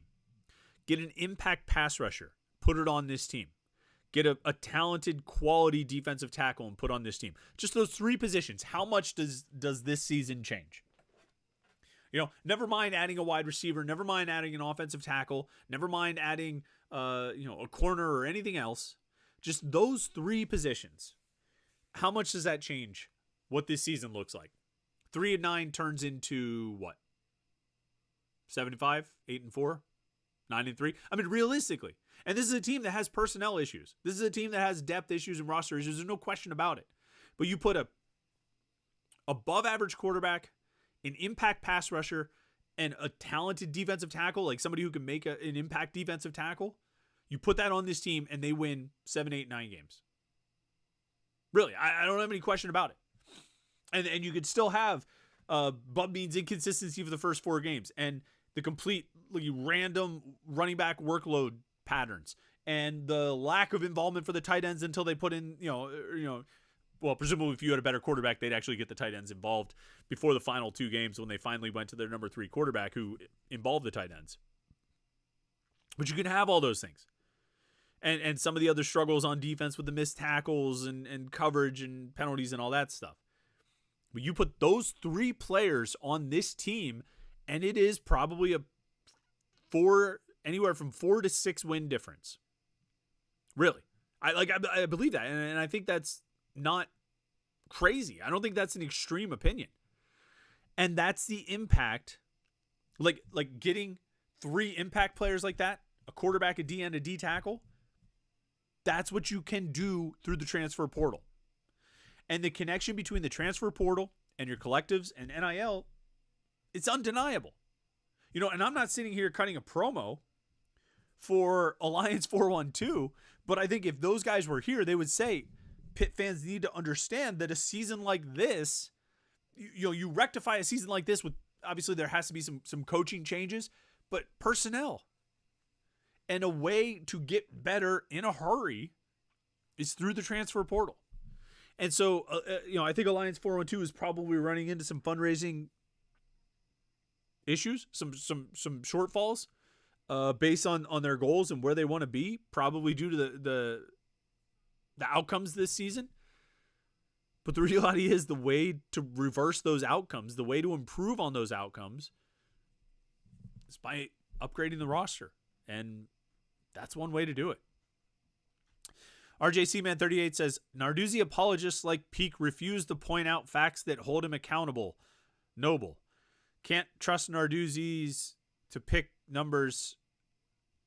Can't trust Narduzzi to pick an OC numbers. Can't pick Narduzzi to pick. Can't trust Narduzzi to pick OC number 6. I refuse to point out facts that hold him accountable. Well, I don't even know what you're talking about. I'm pretty sure we've levied a lot of criticism at the coaches over the course of this season. I'm pretty sure I said if Pat Narduzzi is going to fire his offensive coordinator, he should have done it like 4 weeks ago. I think we've criticized the running back rotation. I think we've criticized the quarterback situation and decision-making quite a bit. Yeah, I don't know about holding him accountable. You know what I do? I'll tell you what I think I do. All right. I push back against Pitt fans who are quick to write off any success that has existed. Like if you're sitting back and saying the last 9 years have been crap, the only good year was a year they lucked into it because Kenny got an extra year, and everything else was mediocre. I'm going to push back on that. I'm going to push back on it. I'm going to say, no, they went 8-5 2 years in a row after 4 straight seasons of 6-6. So there was an immediate improvement there. They won the Coastal in 2018, which people have been trying to dismiss as an accomplishment basically since it happened. But you can't. Well, the Coastal was down. Who cares? You won it. You won, like they won it. Like, why do we take that away from them? Because in the moment of 2018, as they went week to week after they beat Virginia or after they beat Duke and after they beat Virginia, it kept being like, well, yeah, they'll blow it now. This is where they'll blow it. This is where Pitt always blows it. But they didn't blow it. They took care of business and finished the deal at Wake Forest and won the Coastal Division. And for some reason, there's just this inclination to dismiss these accomplishments. Right? It's the same thing with 2021. Well, they only got it because they had Kenny for that extra year, and it was like the comment earlier of, well, they only won the ACC because they had Kenny Pickett and Jordan Addison. Like, who's this magical team out there that wins their conference or wins anything of consequence without really good players, particularly at quarterback? Like, where's this team at? I'm looking for the team that consistently wins without guys playing at a high level. And why do we hold that again? I mean, like, Pitt got Kenny Pickett. They recruited him. They developed him. They recruited Jordan Addison and developed him. It was often told Notre Dame wanted him, but they wanted him as a cornerback. So why doesn't Pitt get credit for that? Like, why are we so quick to dismiss and belittle the successes that Narduzzi has had? I would be able to engage in the conversation a little bit more and maybe even find some points of agreement if, we could operate in the gray area a little bit. Like, you can't pretend like Pitt didn't enter this season with the second most ACC wins of any team in the conference since Narduzzi arrived. You can't pretend that didn't happen. It did happen. You can't pretend that Pitt didn't have the most draft picks in the ACC over the last 3 years. You can't pretend like those things happen. They count. You know what I mean? And they are a credit to Narduzzi and the staff. And that's not being an apologist. That's talking about, you talk about not holding Narduzzi accountable with facts. Like, those are facts. Those are facts that are you can research them yourself. Those are facts, and I think they get disregarded because it doesn't support the narrative that the entirety of the last 9 years have been a disaster. Now, I can come back and say, in addition to those successes that I just listed, this year was a really bad year.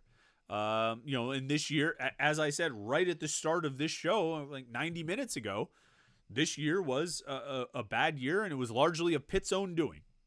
Self-inflicted wounds. Quarterback decisions right off the bat. And Pat Narduzzi might say, well, I leave those decisions up to Frank. And I would say, and I think you would concur, that at some point you need to use your own eyes and trust your own judgment as a football coach, a lifelong football coach, and say, this quarterback is not getting it done. And I'm seeing the same thing in practice. He looked great in practice, or he looked good enough to be the starter in practice. But when we're getting into the games, he's killing us. We need to make a change. And Frank, if you won't do it, I'm doing it. And I'm not usurping your authority or undermining you or anything, but I'm the head coach. And we need a different quarterback in there. And it'll be interesting to see if, and we'll probably ask Pat Narduzzi about this, and he'll probably ignore it or deflect it. It'll be interesting to see if his approach changes going forward and he takes a more involved role with the offense. I'm guessing he won't say, yes, I'm going to be more involved with the offense going forward. But he should be. Whether he wants to say it publicly or not, he should be. So I don't think of myself as an apologist. I think I just sometimes have a knee-jerk reaction when people want to disregard anything that has happened anything positive that has happened over the last 9 years. But you might just call me an apologist. That's fine. Michael B, super chatter again. We appreciate you. Says Narduzzi said he has to look at the videotape to decide if there will be coaching changes. Surprise, surprise. And Junko was an embarrassment to punting. I don't know if he. I'm assuming that you saw that quote. I don't know if he said it or not. Here's the thing about Pat Narduzzi's we will look at the tape comments after games, right? He says it all the time. People make fun of it. It's we all have a good laugh about it. I really think when Pat Narduzzi is asked something after a game and he just doesn't want to commit to any kind of answer, he says we have to look at the tape. And it doesn't necessarily actually mean he doesn't know and he has to go watch the tape to find out. I think coaches have a pretty good idea of what happens in most games. Like when guys get blocked or when guys shed blocks or when guys do this or do that. I think they have a pretty good idea of what's happening. I always remember Jamie Dixon. One time after a game, we asked him something and, are you surprised about this rebounding number or something? And he's like, yeah, I usually keep a running total in my head, but I just didn't notice it was at that point. And that always stuck out to me because I was like, Jamie Dixon's out there coaching on the court, and in his head, he's got a running total of the rebound numbers for each team, probably each individual player, to be honest. And I think almost all coaches are like that. They see all the details, and it's harder in football, particularly if you're on the sideline. It's harder to find out what's going on all 22 guys. But I think more often than not, when Narduzzi says we need to look at the tape, or I need to look at this, or I need to look at that, he's deflecting to get out of answering the question. I really believe that. He hasn't said that to me. He's not like, listen, Peak, I know what happened. I just don't want to answer that question. But I do think he's deflecting to get out of answering the question. When it's like a questionable thing, like a penalty, what did you think on this penalty? Sometimes he'll cut loose, but I think he tries to like fence himself, protect himself, and say, well, I got to look at the tape about that. And that's sort of his way of saying like, yeah, that was a terrible call, but I don't really want to spout off about it now because I did that in 2016 and got fined for it. So, his comments about looking at the videotape, and again, if what you're saying, and I haven't been on Twitter since, we started this live show pretty much as soon as the game ended. So, Michael B., if what you're saying, that Pat Narduzzi's, if that's accurate, that he said he has to look at the tape to decide there'll be coaching changes, the reality is he's not going to say in the post-game, yes, there will be coaching changes. Remember, I told that story from the Sun Bowl in 2018 where I asked him, what's your confidence level in Sean Watson, in your offensive coordinator? And he said, my confidence is really high. He wasn't going to say it right then. And the questions after this game, he wasn't going to answer it right then. He just wasn't. We are still going to ask those questions. And I think Noah Hiles was down there. Jim Hammett was down there. I'm not sure who else was down there. I'm sure those guys asked those questions. And they should. And I'm glad they did. But the reality is we're not going to get anything. I'm going to look at the tape. When you hear, I'm going to look at the tape, in your brain, you should just transpose it to, I don't want to answer that question. Because that's ultimately what it is. And we don't have to make fun of this anymore because that's what he's saying is, I don't want to answer that question. Now, would it be better if he just said, I don't want to answer that question? Perhaps. But that's the reality of what he's saying.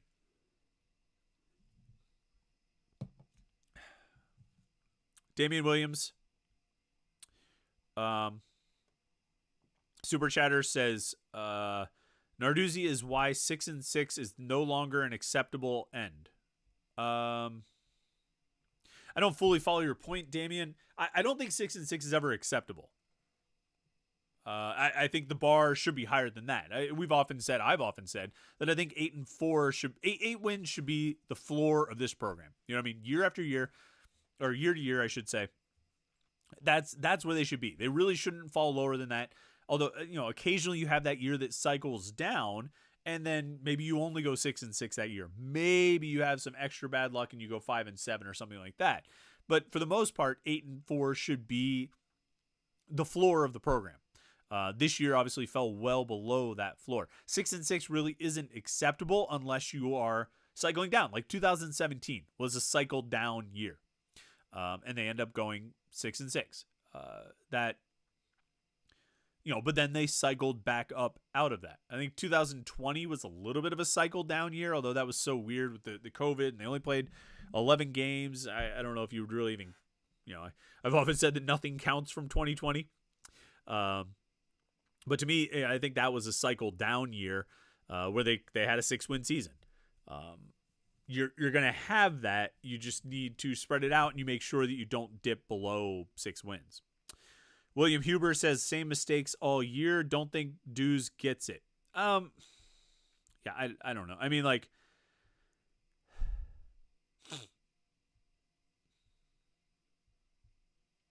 I don't know. I mean, same mistakes all year.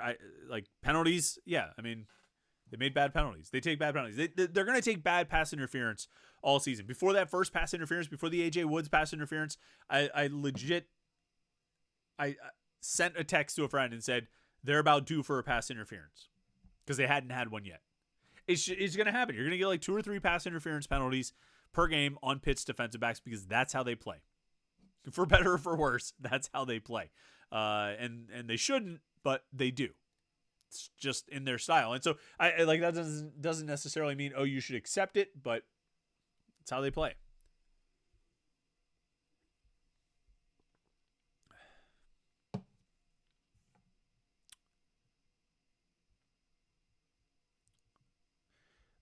Tito Panther, Super Chatter says, what's the minimum number of wins Narduzzi needs next year to keep his job?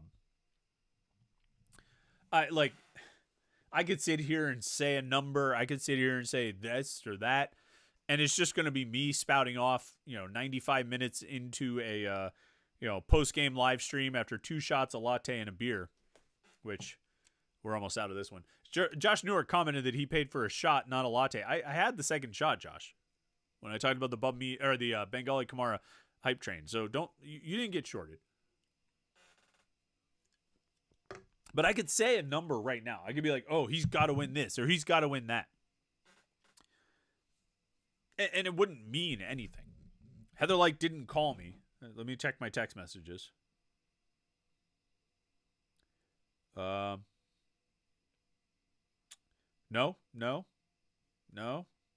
text messages. Somebody sent me a text of a tweet from Marquez Williams. Marquez Williams tweeted right after the game, another year, no touchdowns given up.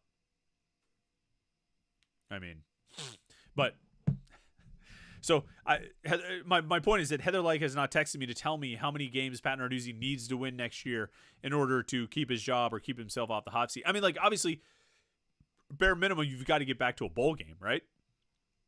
I think bare minimum, you've got to get back to six wins plus, and ideally, you wouldn't go 6-6 next year. Although, maybe there's something to be said for the fact that when you go 3-9, you set the bar so low for what counts as improvement that if you do go 6-6, you'd be like, hey, we improved our win total by like 50%. So, if you're going to lose, if you're going to be bad and have a bad season, you might as well make it as bad as possible so you can, set the bar lower for what constitutes improvement a year later. But I don't know. I don't know what, I think there's a lot that's going to happen and needs to happen and will happen between now and the start of next season, and Pat Narduzzi will be judged on all of it. It's gonna be a long off season. Wayne Lice, Wayne, I don't know if you got a comment in there, but I appreciate you being there it is. Chris, I'm a broken down 70-year-old, but I can't help but wonder if I could punt further than the 25 from my end zone. Wayne, my man, I don't know what to tell you.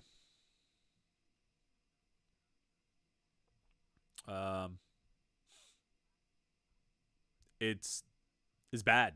I mean, like, the punting situation's been bad, and it's been inconsistent all season long. And it's 2 years in a row that the punting situation has been this inconsistent. And I don't know what you do about it. Well, I mean, I do know what you do about it. You go find a better punter. I mean, last year they had no hesitation switching guys around and going to different punters when the main guy wasn't working out or the starter wasn't working out. So, I mean, you got to do that. You have to switch. You have to find different guys because it's not working with Caleb Junko, right? I mean, like, he has been too inconsistent this season to go back to him. If you're at a point where, like, legitimately having the quarterback just throw it as far as he can and hope it gets picked off, that being a better play than, or probably giving you a better chance than snapping it to your punter, I mean, you've got a problem. And so that's lower on the concerns than quarterback, the offense, the defensive line, the cornerbacks. But yeah, they need to get a punter out of the portal. Unless I think Cam Guess is still on the team from Bell Vernon, maybe Cam Guess. But I mean, you got to figure something out there. Because whatever that was this year, that didn't work. Not at all. All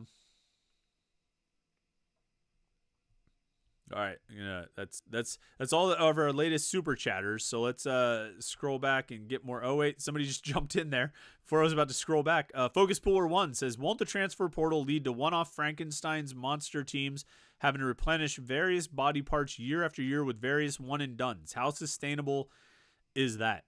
That's a great question. Yes. It depends on how much you use it and how far you go with it.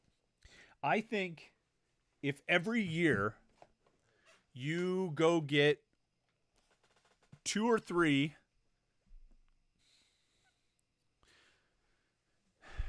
3 to 6, let's say 3 to 6 impact starters. 6 seems like a lot. But let's say every year you get 3 to 5 impact starters who come in and only have 1 year to play. And you fill in holes. So, I mean, this is the thing with college football, right? Is that every year you're going to have a couple holes, like just due to the nature of the beast. Like by definition, college football, where guys have eligibility and eligibility runs out and they move on through no choice of yours. It's not like the pros were like, well, this guy just didn't want to sign again, or this guy wanted to go into free agency. Guys graduate. take out the transfer portal, take out everything like that, the way it was 20 years ago. Eventually, everybody graduates or runs out of eligibility, and you've got a hole. You're going to have, every year you're going to have a few spots that you need to fill. The transfer portal, I think, used at its best, you get a couple guys to fill a few of those holes. And then maybe you get a couple guys, like a couple younger guys that you can bring in and you'll have for 3 or 4 years, and you can develop them, and they can play for you. I think you got 2 years out of Shane Simon. Well, that's pretty good. You're going to get, you got 3 years out of MJ Devonshire, 4 years out of MJ Devonshire, 3 years out of MJ Devonshire, something like that. 3 or 4 years out of him. That's pretty good. You're going to get 3 years out of Donovan McMillan. That's pretty good, right? I think finding one and dones to fill a couple holes. So say you have a situation where, look at wide receiver, okay? So wide receiver is an interesting one. Jordan Addison leaves early. Jordan Addison leaves after 2 years and goes to USC. You're not quite ready to fully replace him. Your younger receivers, you've had some misses in recruiting. You've had some guys not pan out. Losing him creates a big hole at receiver. So you bring in, now they didn't bring in a one and done guy. They brought in Konate Mumfield, who's got like 4 years of eligibility left when he came in here. They bring in Dejon Reynolds the next year. They brought in years. They can fill in those holes. And Pitt did it well at receiver because they did it with all with guys who have eligibility remaining. But I think if next year, if you want to look at it and say, got these young defensive tackles, got these young defensive ends. Oh, no, corner. Corner's a great example, okay? You go into next year and you say, or the coaches go into this offseason, they say, okay, we got young corners. We really like a lot of these guys. We like Shadarian Harrison. We like Jesse Anderson. I don't even know if he's playing corner or safety right now. We like Rylan Gandy. We like these young corners. But we just need like one guy, one and done guy, a guy who's just going to be here for a year, just to boost the overall level. And he can play, and then our other guys can be in a rotation with him, and then they won't have to play all the snaps. They won't have to be relied on to be the number one guy. Instead of having all inexperienced guys, we're going to have one inexperienced guy and one experienced guy on the field at all times. I think that's a good way to use it. And so, and I think that model is sustainable. I think if players keep going into the transfer portal at the numbers they're going in now, and there's a lot of guys going into the transfer portal. There were a lot of guys last year, even more than there were the year before, and I think there'll be even more this year than there were last year. As long as that many guys keep going into the portal at all levels, because you can find options outside the Power 5. You can find options at FCS. You can find D2 options sometimes. But as long as guys keep going into the portal at those numbers, then it will be sustainable as a way to build success and fill in holes and keep it going. So you don't want to build your whole team, and you're never going to build your whole team, and you're never going to be able to build your whole team. That is not sustainable. The bulk of your team is still going to come from recruiting. It's still going to come from evaluation and development. But filling in holes, and then when you have an opportunity to find a younger guy who maybe, like a Jackson Brown, right? Jackson Brown comes to Pitt with 4 years of eligibility left. He didn't play this year. I mean, he got on the field a couple of games, like mop-up duty or something. But you have a chance to get that guy, or Ryan Jacoby when he came in a couple years ago, and develop him and becomes part of your like O-line depth and eventually a starter. Well, that's a good use of it as well. And so it's all in how you try to use the portal. I think in basketball, you'll see more teams that are like, 3 out of 5 starters, 4 out of 5 starters or transfers. You'll see that more there because you need fewer guys, and I think you could sustain. There'll be enough good players out there that you could build 3/5 of your roster, 4/5 of your roster, or your starting lineup at least out of the portal each year. But in football, you're still going to have to rely on a lot of homegrown talent. Guys you evaluated, guys you recruited, guys you developed. And that's what Pitt is. I mean, yeah, they've got a lot of transfers contributing. But you look across the offensive line, like the starting line today. Branson Taylor, recruited. Jake Cradle, recruited. Terrence Moore, recruited. BJ Williams, recruited. Ryan Baer, recruited. And at one point they brought in Jason Collier, recruited. So yes, Pitt relied on transfers a lot. Sibo Flemister played a lot today. Bub Means had a great game. Kanate Mumfield played well. Or maybe only had like one play or one catch or whatever it was, one run on a sweep or something. But it's a mix, and I think that's the sustainable model is a mix. 75% of your starters or contributors or team or whatever, recruited, developed guys, 25% transfers. Maybe not exactly those numbers either.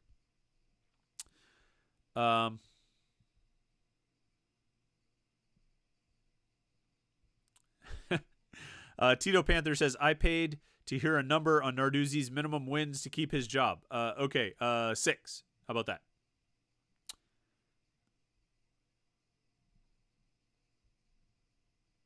Does that make you? Does that satisfy you? Tito Panther.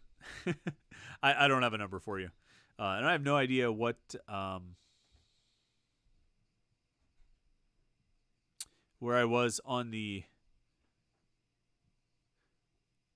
comments and questions. Gonna work through here.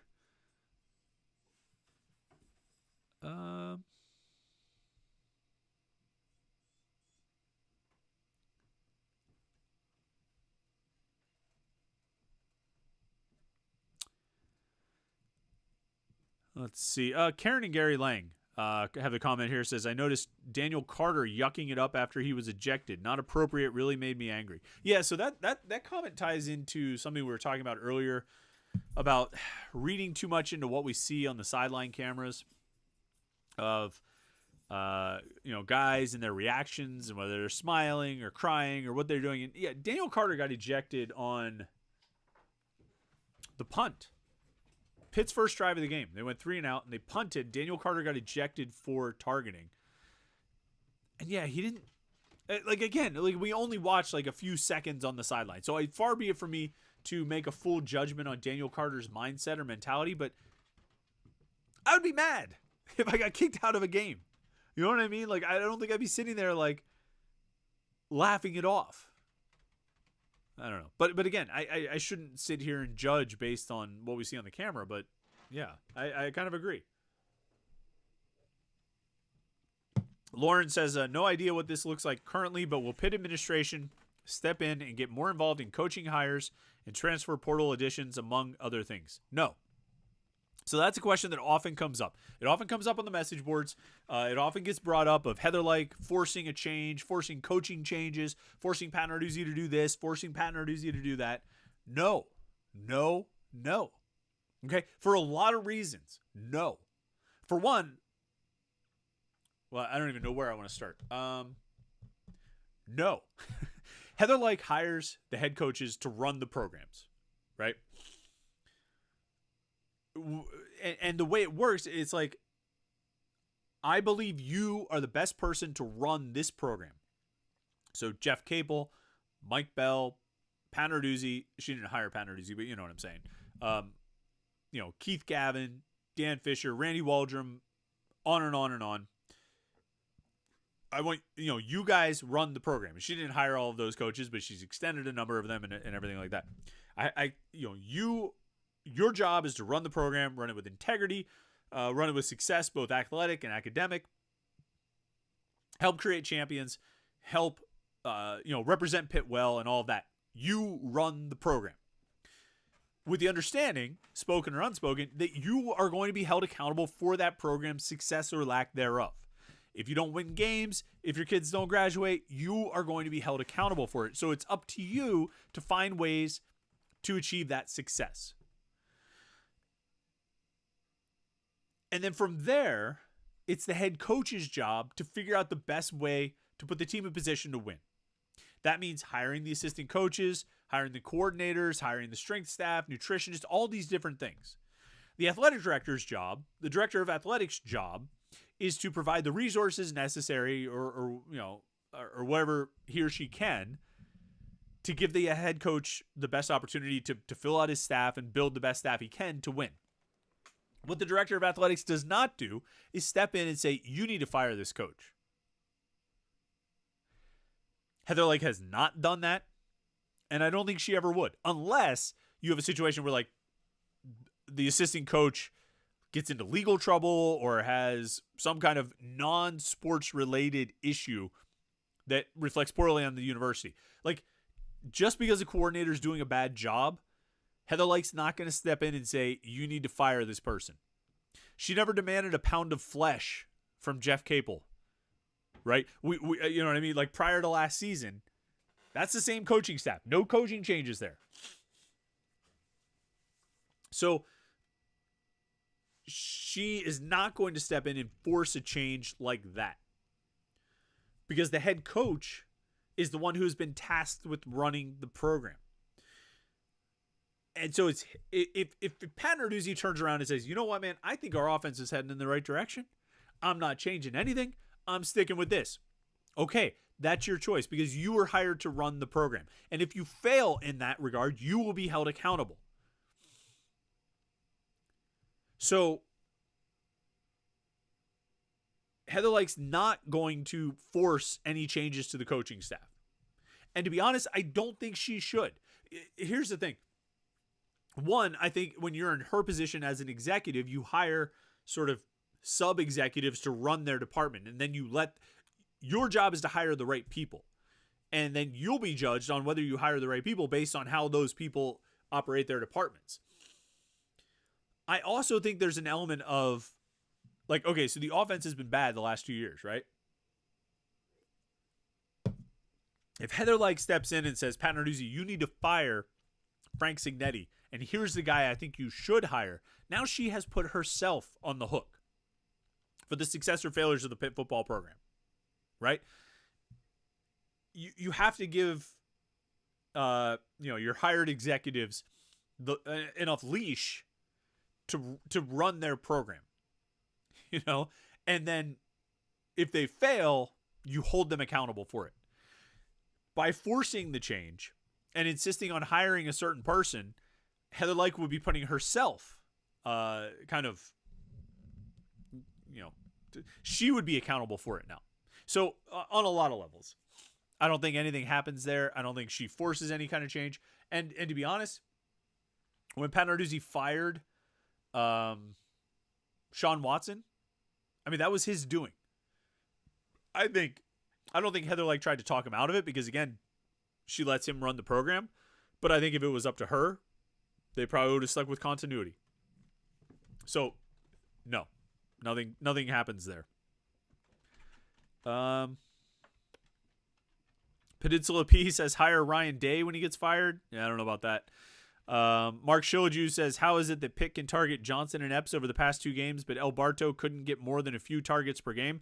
I mean, that's the quarterback, man. That's the quarterback. Nate Yarnell has thrown to the tight ends, and the other guys didn't. You know what? And I think it is the quarterback. For whatever reason, and look, we're sitting here coming up on 2 hours of a post-game show after the final game of the season. For whatever reason, Frank Cignetti didn't want the ball to go to the tight ends. I don't get it either. I don't get it either. And there's always the thing like, well, the coordinator hasn't thrown a single pass all season. The quarterback's the one that's got to find the passes. Some of that, yes. And some of that just, I don't think Gavin Bartholomew, I don't think the tight ends were a priority for Frank Cignetti. El Barto's usage this year could have been a fireable offense, to be honest. I mean, disgusting. Let's see. Willette Harris says, fantastic can pull, Chris Peak. What did I do? When I opened my can of beer? Appreciate it. Byron Flex says, Zubovic and Jake Renda did not make the trip. Reasonable to conclude both are portal bound? No, I don't think so. For one thing, Blake Zubovic's out of eligibility. He's not going anywhere. He's done. He didn't play much. No, he played a lot against Boston College. I can only assume that Zubovic and Renda got hurt. I don't think Renda has played in a number of games. I actually could look that up for you real quick. Yeah, I thought that was strange that they didn't make the trip. Jake Renda. Yeah, Jake Renda hasn't played since what game is that? Carolina, the North Carolina game. So he has not participated. I just assume those guys are hurt. There's been no indication that they're going into the transfer portal. I would have to actually go and look and see how many other road trips Jake Renda actually traveled on, because the whole team doesn't travel to these road trips, so he might not have even gone on all of them. Gracie Byrne 13 says, you bring Matt Canada back. Biz says Matt Canada has personality issues that I think preclude him from being back at Pitt.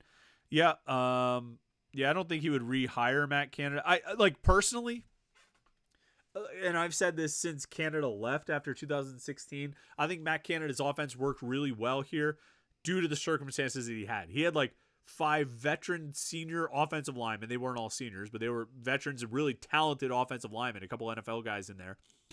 He had a redshirt senior quarterback. He had James Conner as a fourth-year running back.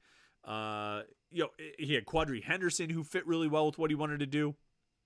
And maybe he designed that offense around those guys, but I don't think there would be any guarantee that Matt Canada would have that kind of success again without those circumstances. That offense was so sharp, so precise. It just operated really, really well. And I think a big part of it was due to the veteran nature of so many of the players on that offense. If Matt Canada doesn't have that, I'm not sure that he has that level of success. Like if Canada had come back in 2017, I don't think there's any guarantee that they would have been as good in 2017 as they were in 2016. So I don't know if you would make that hire. It certainly probably wouldn't be popular in Pittsburgh. So, but I don't know if they're looking to make a popular hire or a good hire.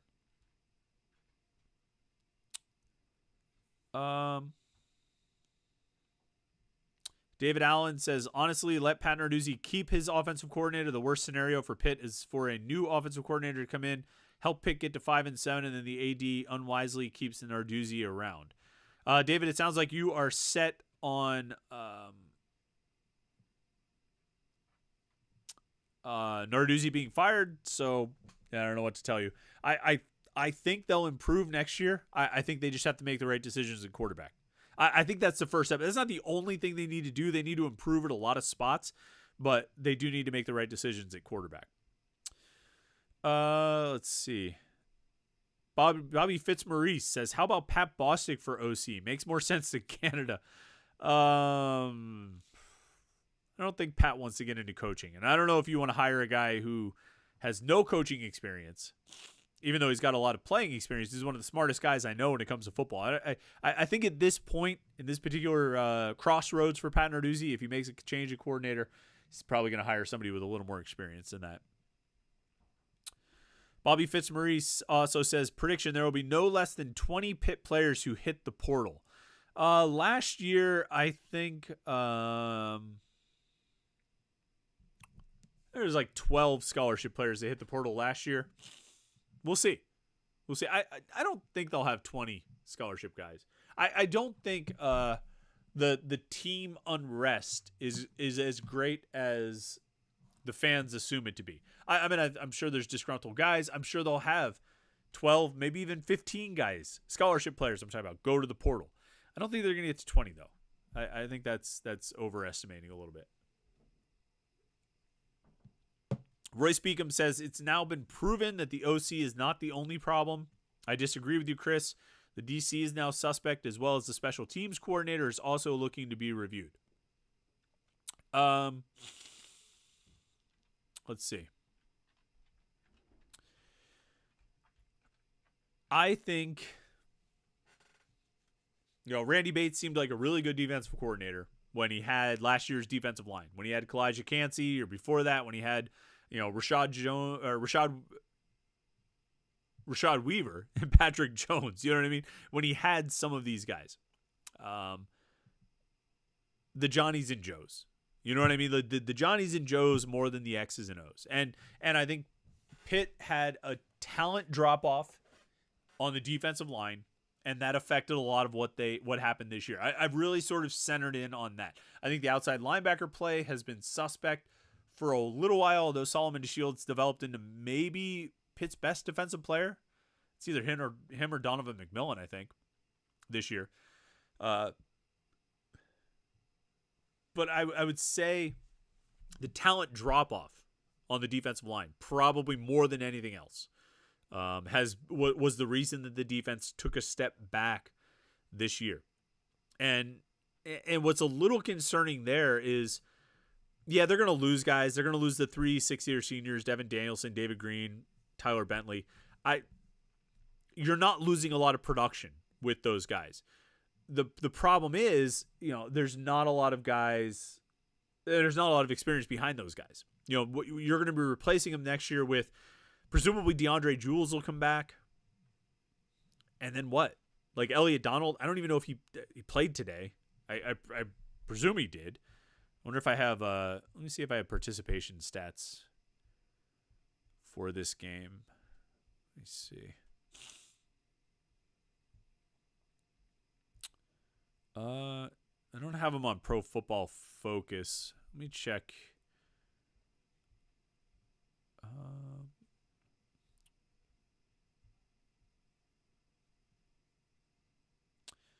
I don't have the participation numbers just yet. So, but if he did play, if Elliot Donald did play, he didn't play a lot. Sean Fitzsimmons we saw in there a little bit. You're going to have him next year.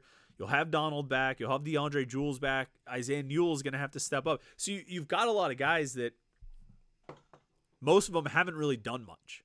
So most of them haven't played a lot. Most of them haven't really, made much of an impact. So you're relying on unproven guys, and I think there's talent in that group. I think Sean Fitzsimmons is going to be really good. I think Isaiah Neal is going to be really good. I think DeAndre Jules will be a good senior, veteran in that group. But it's not a lot. It's not a lot of depth, and I think that's why you need to go out and get a tackle in the transfer portal. And kind of the same thing at defensive end.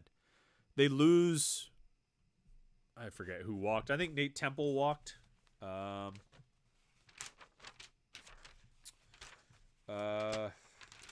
had the paper here where I'd written down. Yeah. Nate Temple did not walk on senior night. So maybe he's coming back. Deion Hayes is coming back. Bam Brema did not walk on senior night. But, I mean, kind of even having those guys back, I think you want to go get a transfer portal defensive end. And then, hopefully bring along some of your younger guys like Sam Okunlola and Jimmy Scott. I do think this year defensively was not – I think it was a personnel issue, particularly up front. I think they just didn't have what they needed. And then, yeah, special teams, I could understand – I could see wanting to go in a different direction there for sure. Oh, yeah, Super Chatter jumping in here. Brock H2P. Glad to see you. Says, never thought I'd see the day when Pitt would be the worst team in the ACC. Well, here we are. That falls on dues. This team had no discipline. Yeah, no, you're right. I mean, discipline is a bit of a problem. Certainly the penalties. I think this team lacked some of the toughness of previous Pitt teams.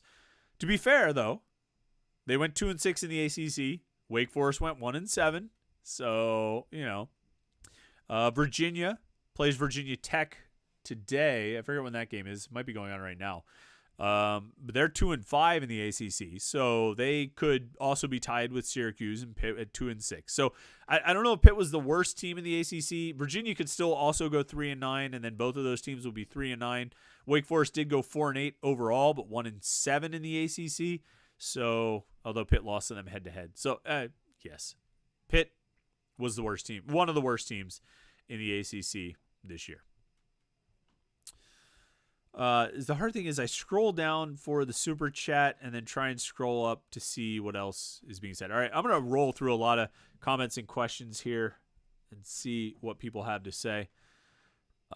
Eric Jordan says, here's the issue. Pittsburgh's a hardworking blue-collar city. They think it means we want a boring score 15 a game, run, screen, punt, play, defensive playbook. We really like scoring. Don't be shocked if Dino Babers is the hire. Plus, why do hires have to be Pittsburgh guys? Somebody else replied about Dino Babers. Mark Shilaju says Dino would be great. Babers would be great. He maximized what could be done with Q's football. Hey, I mean, Dino Babers was at Pitt, right? He was a running backs coach under Walt Harris for a year. So he's got some Pittsburgh ties. Look, I think, and I mean, we're how far into this live stream are we? 125 minutes into this live stream. I mean, I'll say this. If they make a change at offensive coordinator, and I say if they make a change because nothing's happened yet, and so I'm not gonna assume anything. I don't want to, talk about it as if it's happened when it hasn't happened. But if they make a change at offensive coordinator, I think Dino Babers would get a look. Dino Babers, Pat Narduzzi talked about being good friends with Dino Babers. I think he was being sincere about that. I think Dino Babers, has head coaching experience. So he's probably got the kind of experience and background that Narduzzi is looking for in an offensive coordinator. He likes those guys who have been, he likes those guys who have been in charge. I think he liked that Mark Whipple had been a head coach, although he might have felt like he overstepped sometimes, and Whipple probably did overstep at times. But Dino Babers would make a lot of sense. I don't think he would be the worst hire. He's got an offensive background. He's had success. He's been a head coach, and he's someone who Narduzzi knows and could potentially, could work with.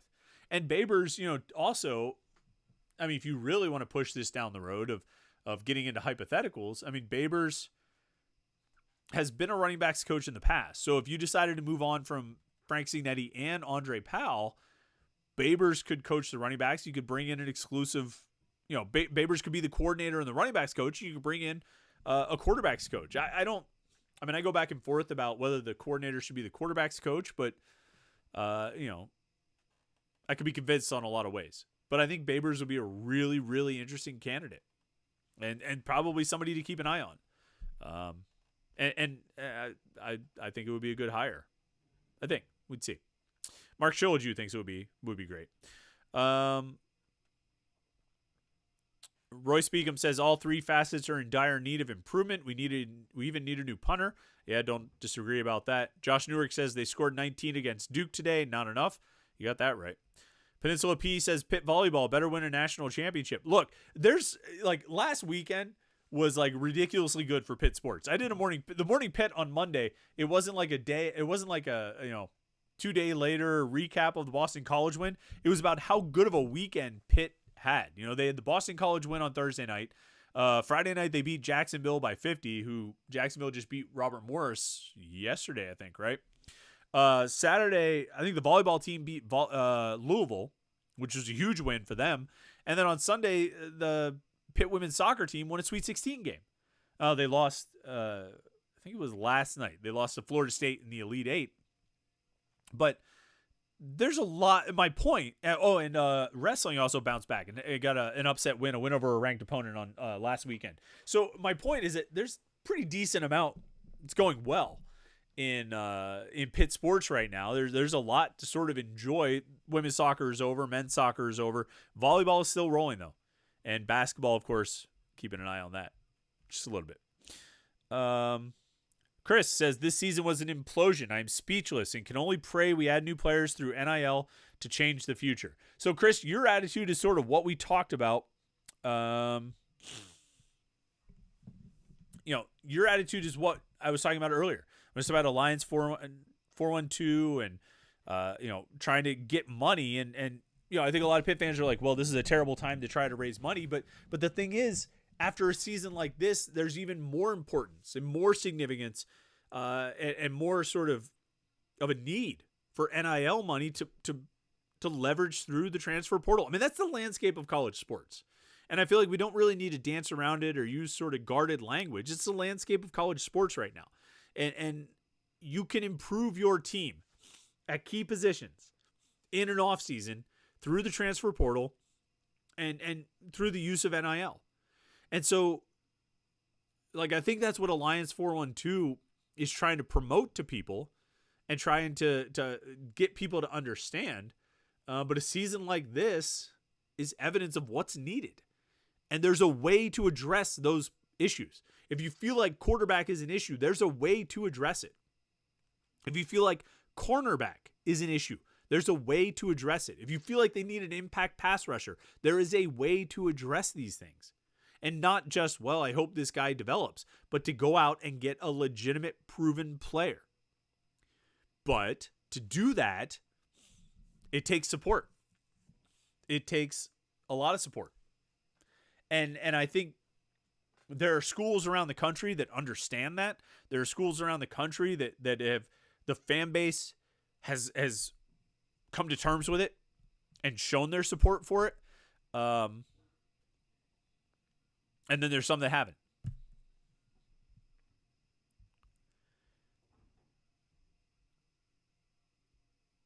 Let's see.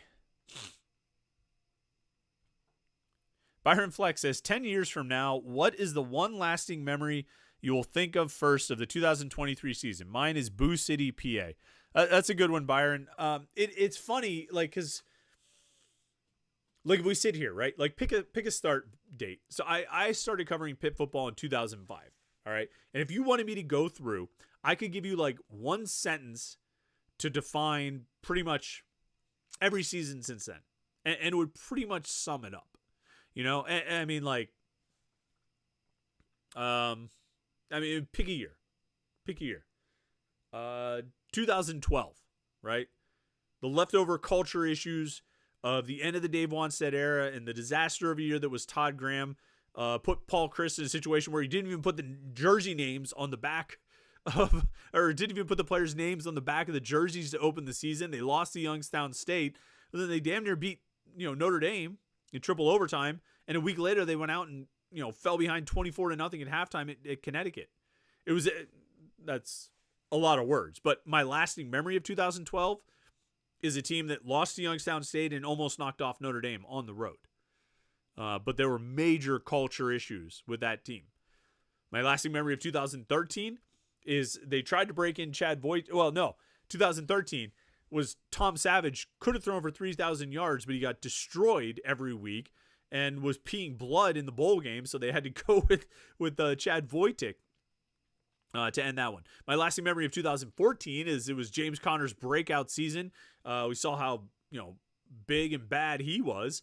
That they had to change the offense at midseason because Chad Voitic was struggling so much that they lost to Georgia Tech because they fumbled 6 times, including their first 5 possessions, and they lost to Duke because they missed a 23-yard field goal at the end of the fourth quarter. My lasting memory of 2015 is Pat Narduzzi made a big jump forward. My lasting memory of 2016, of course, would be like the Clemson game, the Penn State game. Lasting memory of 2017 is Kenny Pickett's first game as a starter against Miami. Lasting memory of 2018 is they won the Coastal Division despite going 7-7. Lasting memory of 2019 is that they lost the game 16-12. Gave up 16 points to a team and still lost. Lasting memory of 2020 is that it was a year to be forgotten in every way possible. Lasting memory of 2021, ACC Championship. 22 was the Keaton Slovis, Frank Signetti disconnection, but winning 5 games in a row to finish the season. And you know what the lasting memory of 2023 is? You know what this season will forever be defined by? Think of the right word for this. Let me think of the right word. 2023 will be defined by quarterback mismanagement. It is. The decision to go with Phil Dracovic for 5 games cost this team. And the decision to stick with Christian Bayer for the next 4 games cost this team. It's nothing personal against those two guys. And there were things that I liked out of Bayer. But the absolute disaster at quarterback for the first 9 games of this season, 9.5, 10, whatever it ended up being, that is what did this season in. For all the other little issues and little problems that they had, the punter and the run defense and the defensive line and this and that, it was a quarterback. It was a quarterback decision. And the decision to stick with that quarterback through 5 games. Phil Dracovic should have been out. I keep saying halftime of the West Virginia game, probably after the Cincinnati game. Should have been out. But they stuck with him, and they ended up going 1-4 through the first 5 games. That's what this season is going to be remembered for. It's what it's going to be defined by. It's what it is defined by. David Allen says, man, Chris, you are really off regarding how the team would be with Yarnell. They were 3-9. They are bad. Yeah, no, I get that, David. But think about those losses. They scored 6 points against West Virginia, David. 6 points. The quarterback threw 3 interceptions. Right? They lost at Syracuse, or they lost to Syracuse at Yankee Stadium. Quarterback threw a pick and fumbled twice. I know the defense couldn't stop Syracuse, But it was like a tie game at halftime, or Pitt was leading, whatever it was at halftime. What was the situation in that game? We got the game notes right here. I can tell you.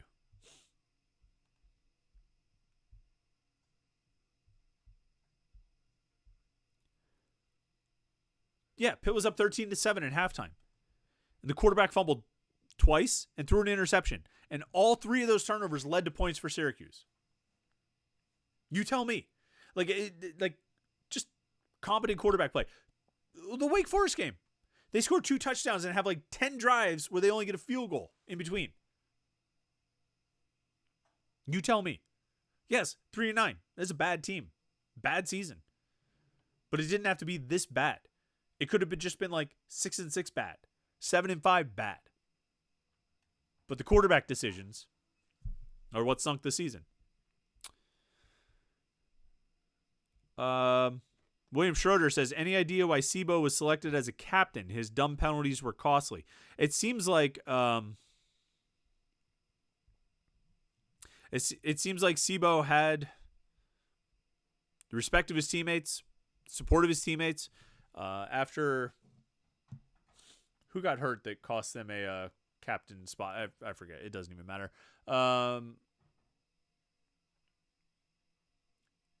I think the rest of the team really supported Sebo. But yeah, he made a lot of mistakes. He made a lot of bad penalties. Chris says this year was as painful as enduring the Johnny Majors 2 teams of the early 90s. Narduzzi has a big job ahead of him. He does. And I'll say this. Pat Narduzzi has a big job ahead of him. Trying to figure this out, trying to fix it, trying to move forward. What he also has to do is figure out what building blocks he's got that he can build from. You know what I mean? What foundation does he have that he can build from going forward? I think Terrence Moore was a bright spot this year.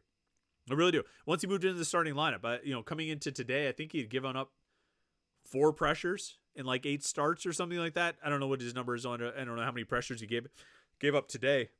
I don't think there was a lot of pressure up the middle from Duke's defense in this game. So we'll see what his numbers end up being. But I thought he was a bright spot. I think they're set at center for the next couple of seasons. I think the safeties were a bright spot. I think Donovan McMillan, Javon McIntyre, and PJ O'Brien all played well. For being first-year starters, first-year significant contributors. Ideally you keep all 3 of those guys. Hopefully none of them decides to transfer. Donovan McMillan's already transferred once. He can't go anywhere. Javon McIntyre is a pretty significant part of this team. I don't see him going. I guess the one you keep an eye on is PJ O'Brien. If he looks at it and says, look, I'm not going to get to start over Javon and McMillan, then maybe he decides to look elsewhere. I don't know. We'll see. But ideally, you keep all 3 of those because I think they had a really good rotation with those 3 guys. I think Solomon DeShields showed a lot of promise. I think some of those young linebackers, we didn't see a lot of Jordan Bass and Braylon Lovelace and Kyle Lewis. Saw a little bit of Lovelace and Lewis today. Maybe 1 snap of Bass. I'll have to see what the numbers end up being. But I think all those guys are really promising for the future. I think the receiving core, I think they feel good about the receiving core. I don't know what Bub Means is going to do. I'm guessing he doesn't come back. I'm guessing he goes to the NFL or tries. Whether that's a good decision or not, I'm guessing that's what he does. But I think you got Kanate Mumfield, you got Dejon Reynolds. Hopefully you get all those freshmen to come back, and I think they'll have a pretty sound receiving core there. So I think there are some things to build on, and even outside of Moore, I think Branson Taylor and Ryan Baer, you could always upgrade at offensive tackle, but I think those guys will be good. So you've got some things to build on. Pat Narduzzi has to figure out, he's got to identify the areas where they need to improve, and then he has to emphasize those and really go after them and try to get better there.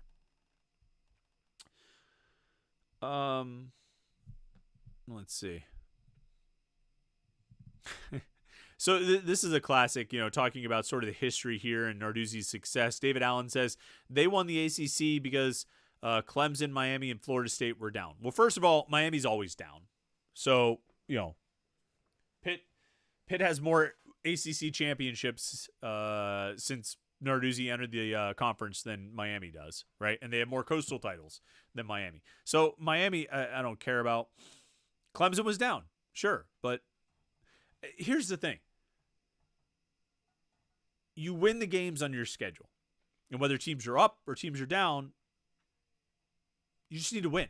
And if some of the typically better teams are down, take advantage of it and go win, right? They beat the best teams from the Atlantic that year. They beat Clemson. They beat Virginia. Virginia was one of the better teams in the Atlantic. And they beat Wake Forest. Like they did what they had to do. They beat the teams they had to beat. They took advantage. They took care of business. And I'm not going to hold it against a team for going out and winning the games on their schedule. If a team wins the games on its schedule, then they get the rewards of winning the games. So I don't know. I don't know why Pitt fans try to look for ways to diminish success. Like, why not just enjoy it? You know? I don't know, but maybe that's just me. Mark Shilaju says, from the day Cignetti gets fired, over under before Narduzzi talks poop on him at a press conference. 6 months? What do you say, Chris? Well, if Pat Narduzzi's history is any indication, if he does change the coordinator, he'll probably go on a car dealer's podcast or something and, talk stuff on him there. Matt Fry says the interior of both lines need updated tremendously. That part on offense was just about, if not as much a problem as the quarterback position. It wasn't great. The interior offensive line. I think the guards were a problem. Let's call it what it was. I don't think Jake Cradle and Blake Zabovic were even redshirt or super seniors. I don't think they played all that well this year. I think they should have been much better than they were. It hurt when they lost Ryan Jacoby before the season due to an injury.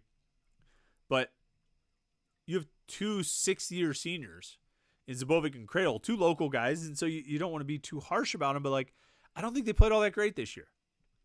Jason Collier, a 5th-year senior, gets a lot of playing time. I don't think he was all that great this year. And, I think Terrence Moore was good. I think Terrence Moore really showed some promising signs, but they're going to need some good interior linemen to step up. Maybe next year your starters are Ryan Jacoby and B.J. Williams. I don't think that's the worst thing. I think B.J. Williams, he had the struggles that a freshman is going to have when he's starting on the offensive line, but I by the end of the season, I thought he did okay. I'm not going to say he played great because he was still playing like a freshman, but I think that experience will help him, take a step forward. You know what I mean? It will help him be better prepared for next season. So I'm going to probably be bullish on the offensive line again next year. Maybe not quite as much as I was this past summer, but I'll probably be bullish again. Can't help it. RJ Seaman 38 says Narduzzi has no sense of game awareness for momentum swings.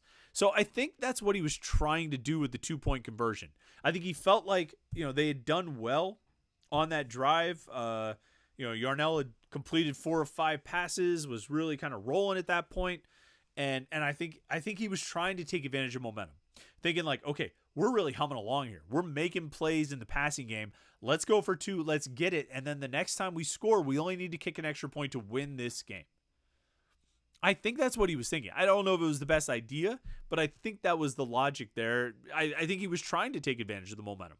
But I kind of agree. Sometimes the in-game awareness is not what it needs to be. Chris says Pitt needs to find some more deep pocket donors. It's obvious that the best teams can afford to pay the top talent to come there. Unless Pitt can cobble together a bunch of rich donors, expect this.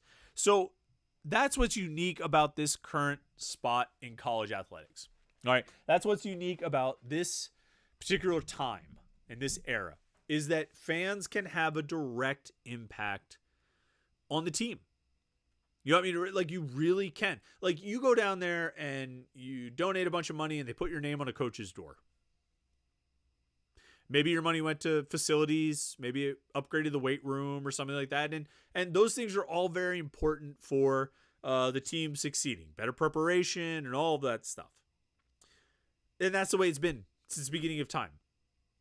above board at least. Like in terms of playing by the rules, that's what it's been since the beginning of the sport.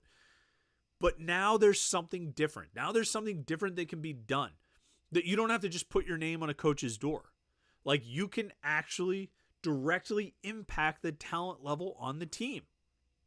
And that's the current landscape of college athletics. And it might change in a couple of years. In a couple of years, that might not be the case. In a couple of years, these guys might be getting salaries from the schools, and then the fan involvement angle is neutralized a little bit.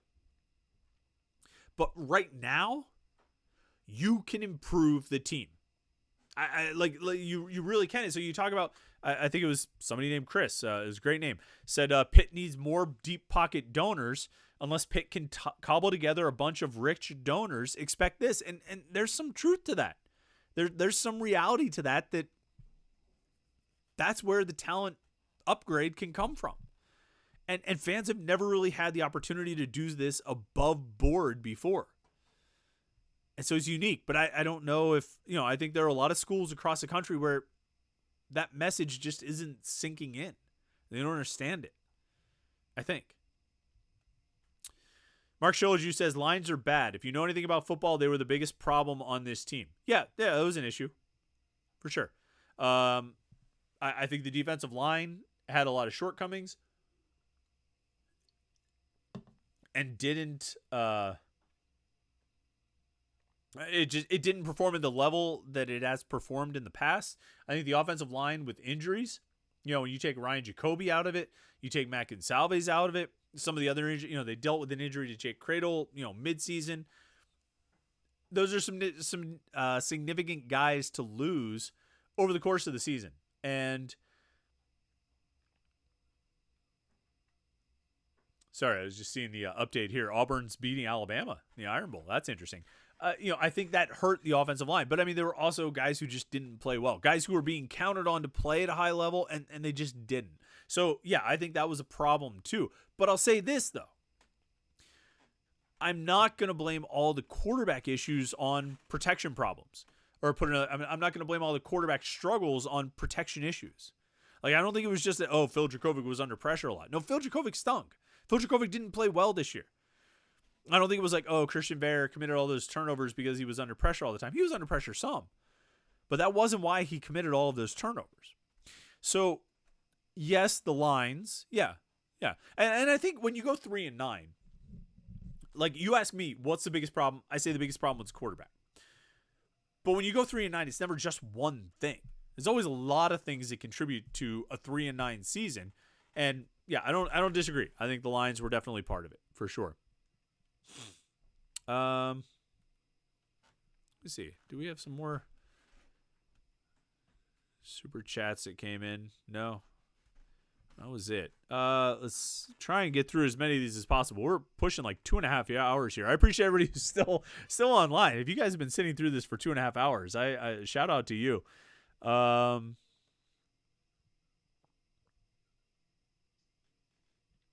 Matt Fry says, if you wanted to be aggressive, instead of going for the 2-point attempt, maybe you should have gone for it on 4th and 6 on the field goal drive. That's let me look that up real quick. Wait,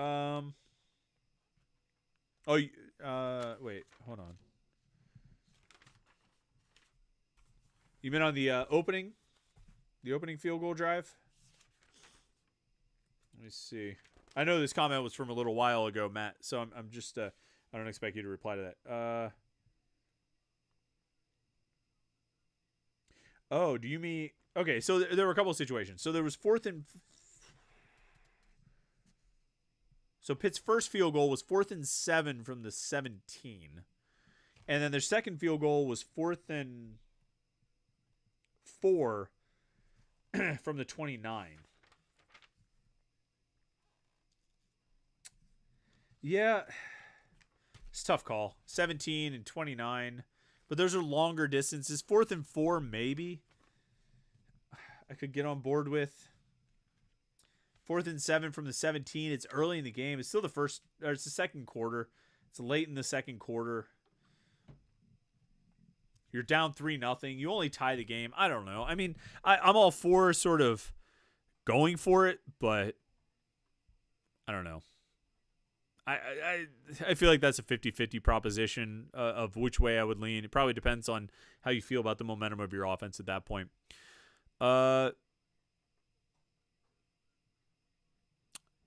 Let's see. Josh Grubb says, Narduzzi, the king of defensive timeouts, to an aggravating degree, doesn't call one on that wholesale change today. It was a horrible coaching move. I agree about that. Royce Beacom says, Ver and Yarnell only with a new punter, upgraded O-line, D-line, and DBs. I don't know. We'll see what they decide to do at quarterback. I think that's a big question. Mark Shillaju says, Chris, your wife is telling you to sober up. That was actually my son who brought me the coffee, but my wife bought it. But, yeah, I don't think she realized that I would be, a couple beers and a couple shots in at that point. Let's see.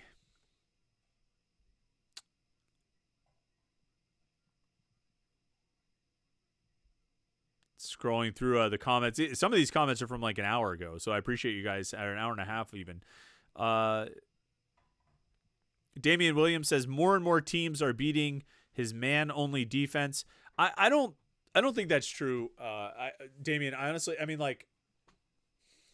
teams have been beating this defense for a long time, right? Like, even before Pat Narduzzi got to Pitt. You remember they played in the Cotton Bowl in 2014. Michigan State did. It was like Narduzzi's last game with Michigan State, and they were playing Baylor. And Baylor just, for 3 quarters, just went up and down the field on him. They couldn't stop him. It was beating this defense, this man defense, quarters, quarters, press quarters, right? That's the words. Press quarters, man defense. And Baylor was just crushing him. And Narduzzi famously had this thing where he would coach from the booth for 3 quarters and then go down to the sideline in the 4th quarter and rally the guys and get everybody fired up and stuff. And they actually ended up winning that game. Defense played great in the 4th quarter. But the reality is, okay, and I said this in the offseason, I've said this a bunch of times. Good passing games, good quarterbacks are always going to beat this defense. Always.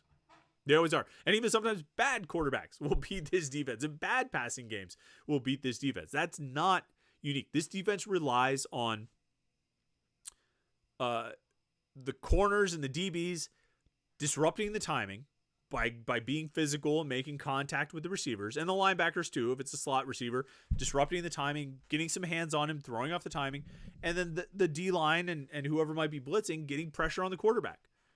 The idea being that if you rush the quarterback's decision and force him to throw sooner, and you've disrupted the timing by making contact with the receivers, it's going to be you're either going to get a sack because the options are not there that the quarterback wanted, or you're going to force him into a bad decision and a bad throw. And a lot of times that works. Sometimes it doesn't.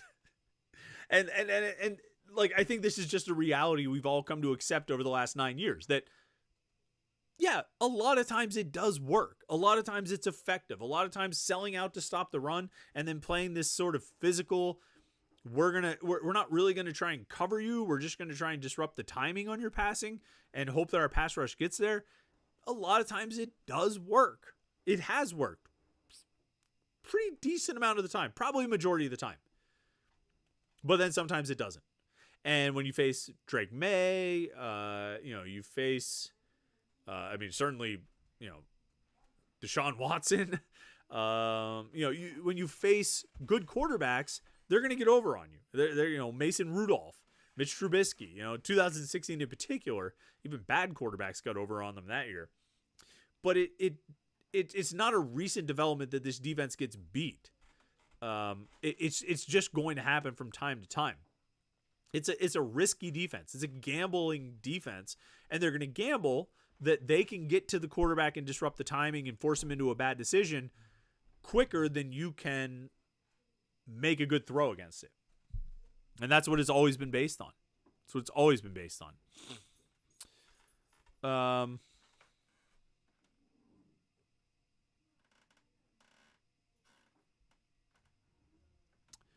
Let's see. Mark Shillaju makes a good point. Servassier Dennis covered up a lot of stuff too. Yeah, you talk about guys who were lost from last year. I mostly focused on the defensive line, but Servassier Dennis in the middle, there was a big drop from him to Shane Simon. I don't think there's any question about it. Servassier was a pretty special player, and they took a step back without him. I don't think there's any question about that. MD says, are Pitt's DBs taught to locate the ball? This is I feel like I see people saying this about the Steelers DBs. It's always a criticism levied at defensive backs. I mean, going back to when Paul Rhodes was the defensive coordinator, or when Paul Chryst was the head coach here, and Matt House was the DC. These guys never turn to look for the ball. Why don't they ever turn their heads? Well, probably because things are happening at like 100 miles an hour out there, and they're just trying to keep up with the guy, and they're afraid if they turn their heads, they're going to lose track of where their guy is. And since they're watching their guy, they don't know when the ball's coming. I mean, I don't know. Like, to some extent, I don't think it's a coaching thing. I think that's a talent thing. You have to be a really good DB with a great feel. Like, Darrelle Revis. Great, right? Darrelle Revis, really, really good at doing that. But he was coached by the same coaches who coach guys who were not good at doing that. And so it's not like they were coached to do it or they weren't coached to do it. It's just some guys are able to do it and some guys don't have the talent to do it. I think Dane Jackson was good at it sometimes, and sometimes he wasn't. And some of the guys playing with him weren't very good at it. And so I don't think it's as much about coaching as it is about just, are the guys good enough to pull it off? And some are and some aren't.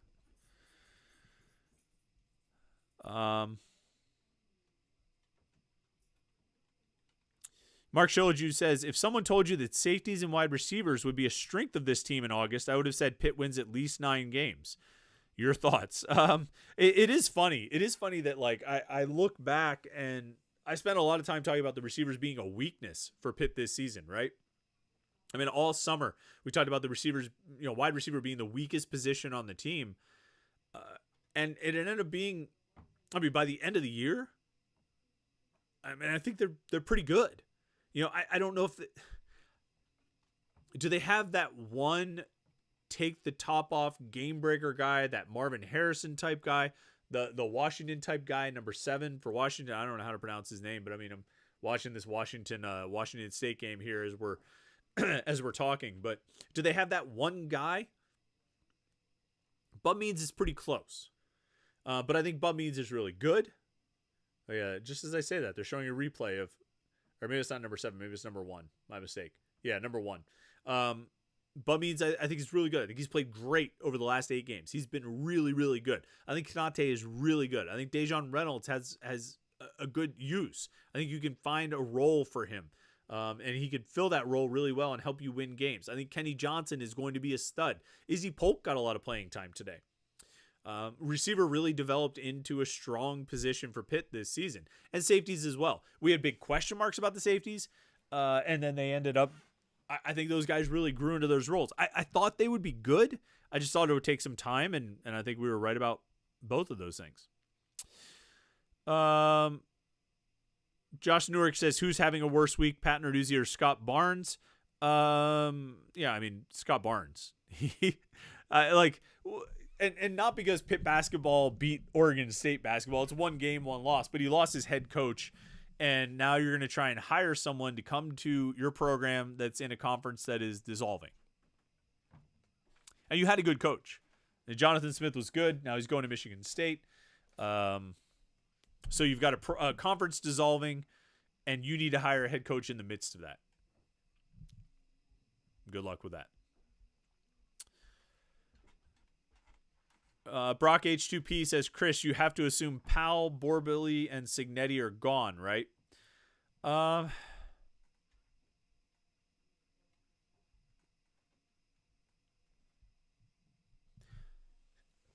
hate to speculate on like guys losing their jobs, but I mean, that would probably be my guess. I guess we could say that as we're like barreling toward 3 hours on this live stream. I guess I could probably say that. Yeah, that would probably be my guess. RJC Man 38 says they lost because of Narduzzi, not Signetti. Get that straight. How many chances will give Narduzzi to replace the offensive coordinator? I mean, she'll give him as many chances as he wants. I mean, he's the head coach. She didn't hire him. She extended him to be the head coach at Pitt. And so he gets to make the decisions that he feels he needs to make in order to get the program moving in the right direction. So how many chances will she give him? As many as he needs. And he's kind of, I know, like RJC, man, I know you were a very anti-Whipple guy, even up to and including the season when they had a Heisman Trophy finalist and a Biletnikoff Award winner and won the ACC championship and went to a New Year's Day Bowl, largely because of the offense. So I'm not sure what offensive coordinator hire or success level is going to appease you.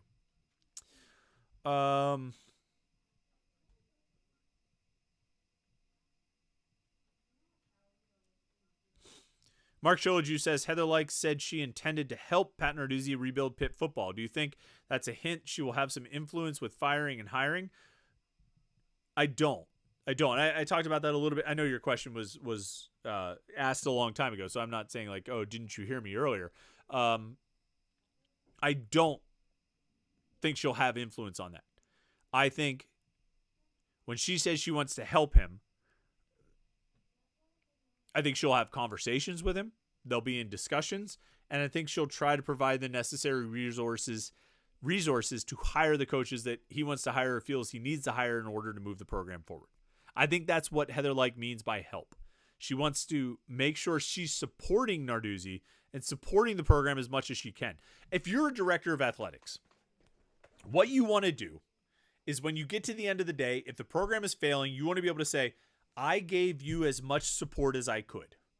All right. You never want the head coach to be able to turn to you and be like, well, we could have won if you had given me the money to hire this guy or hire that guy. That doesn't mean you give them a blank check. That doesn't mean you just say, okay, hire anybody. We'll pay $2 million a year or something like that. But you never want the head coach to be able to turn to you and say, I asked you for $750 to hire this guy and you would only approve $6. And he said no. Like you, within reason, you want to give as much support and resources as possible so that when it comes to that point, and it always comes to that point, there was a line in Fight Club about on a long enough timeline, everyone's life expectancy drops to 0, right? For every head coach, eventually they will get fired with, very, very few exceptions. And so when it gets to that point where you're just not going to be able to win anymore, and you're convinced that you're not going to be able to win anymore, and as the director of athletics, you're like, this guy is not going to get it done. You want to make sure that when that point comes, you can say, I gave you all the support you asked for, or as much as reasonable, and you failed with that support and those resources. So that's what I think she means by helping. I don't know for sure. Like I said, she still hasn't texted me.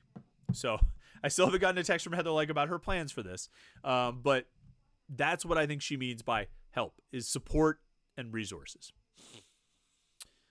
Michael Gibson says, he says, about changing coaches. And like I say, I would think, Frank Signetti, Andre Powell, Dave Borbley, these are probably the guys that are, getting looked at the most for a lot of reasons. RJC Man 38 still says, I'm a Narduzzi apologist. John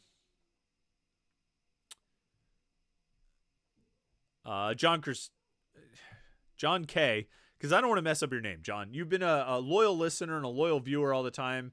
I want to say Christofich, but that might be wrong. Christofich. John K says, Pat Narduzzi is a good coach. Pitt will have a good year next year. See, so this is something that I think is interesting. And maybe, we're certainly getting to the end here. We're doing like a 3-hour live stream. I'm going to have to pee at some point. There's a question of how close are they? And with what amount of improvement would it take to get them to a more successful year next year? Schedule-wise, I think it lightens up a little bit. Instead of having Notre Dame, they've got Kent State and a FCS. So right there, you're improving. You're giving yourself a better chance. I think, again, like I said with the transfer portal, if you could add a corner, a D end, and a D tackle, you're going to upgrade your defense significantly. I think if And then it's just a question of quarterback, of what you think you have at quarterback and what you think you need at quarterback. And if you got Nate Yarnell all season next year, I think you'd be okay. I think it's possible you could find somebody better in the transfer portal. I think you could find somebody really good in the transfer portal. But I think you could also be okay with Nate Yarnell, next season. So, yeah, I kind of agree with John Kay. I think you can make a step forward. I think you can be better next year. I think there are a lot of good pieces on this team, but you're going to have to make a few changes. You're going to have to make some changes in the coaching staff. You're going to have to upgrade a few key positions through the portal.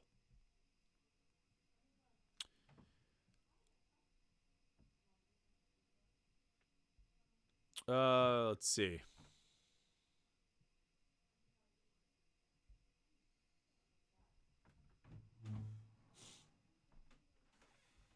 Mark Shilaju says, what are the chances Bub Means comes back? I think it's 50-50 at best. I don't know. I would have said that, Bub Means did not participate in senior night. I think. I got this mixed. No, he did. He did walk at senior night, but he could come back for another year. We talked to him this past week, and I did a morning pit. I talked about this on the morning pit. I really think some of his answers were pretty curious, and it sort of sounds like a guy who thinks he's going to go try the NFL. I guess he could test really, really well, and I think he's got 8 games of pretty good film from these last 8 games. And if he goes and tests really well, which he should, he's a physical freak. He should jump a really good 40 if he does the proper work and puts in the proper work. He should run a good 40. I said jump a good 40. Have a good vertical jump. And then if he puts in the work, it really trains, he could run a good 40 and a good 3-cone and all those things, and I think really impress.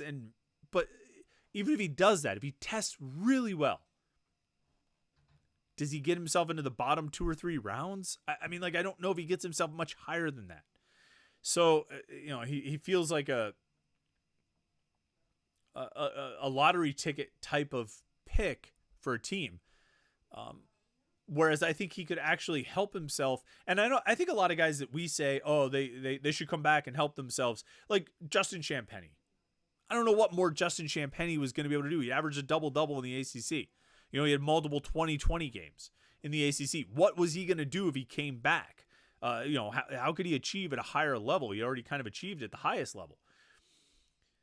And so a lot of times I think we say, oh, this guy should have come back. That guy should have come back. Bub Means, I think, is a guy who actually could help himself by coming back and putting together a full season of 12 or 13 games of really consistent, effective play. And I think if he builds on what he did over these final 8 games, he could be a really good player, an impact player, a game changer, a playmaker next season. But I would put the odds in favor of him not coming back. So for better, whether that's a good decision or not. A lot of back and forths here. You guys just commenting to each other in the live stream, in the chat. I don't know why you're talking about Burger King.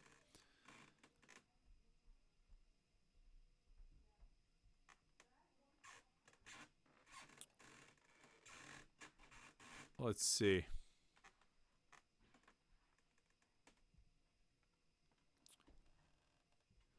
All right, I think I'm scrolling through. I think we covered a lot of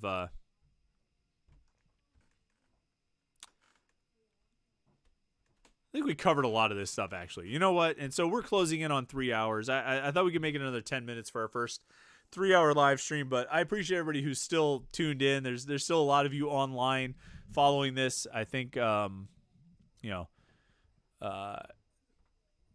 think a lot of people getting in the chat, getting in the comments with the comments and the questions. It's been a lot of fun.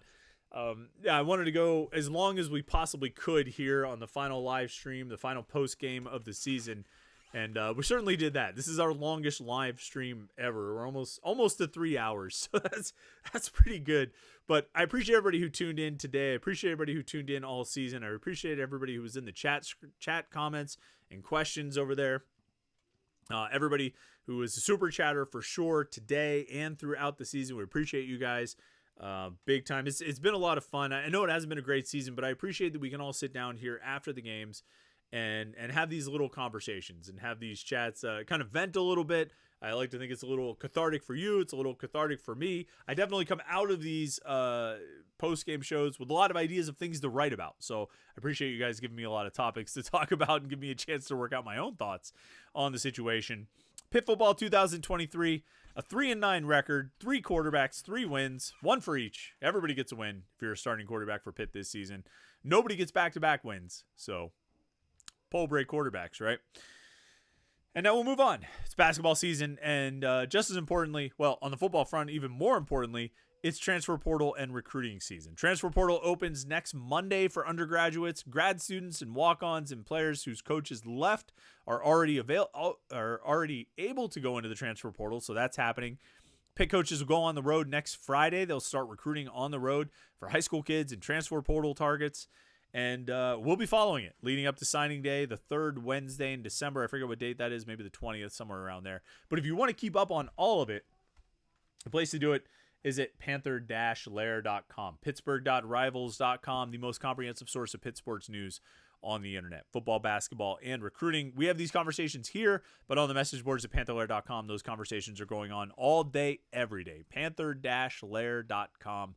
Pittsburgh.rivals.com. Listen, like this video and subscribe to our YouTube channel, youtube.com/Panther-Lair.com. We appreciate you for doing that. We'll still have morning Pitt videos every day of the week, even though football season is over. We'll be talking basketball. We'll be talking recruiting. We'll talk about transfers. We'll talk about everything going on in the world of Pitt sports. youtube.com/Panther-Lair.com. So once again, signing off for the final time. Thanks everybody for tuning in this season. It's been a lot of fun having these post-game shows. We appreciate you guys for sure, and have a good weekend. Enjoy the rest of your day on Saturday. Enjoy your Sunday, and we'll talk to you on Monday morning for the morning Pit right here, youtube.com/Panther-Lair.com.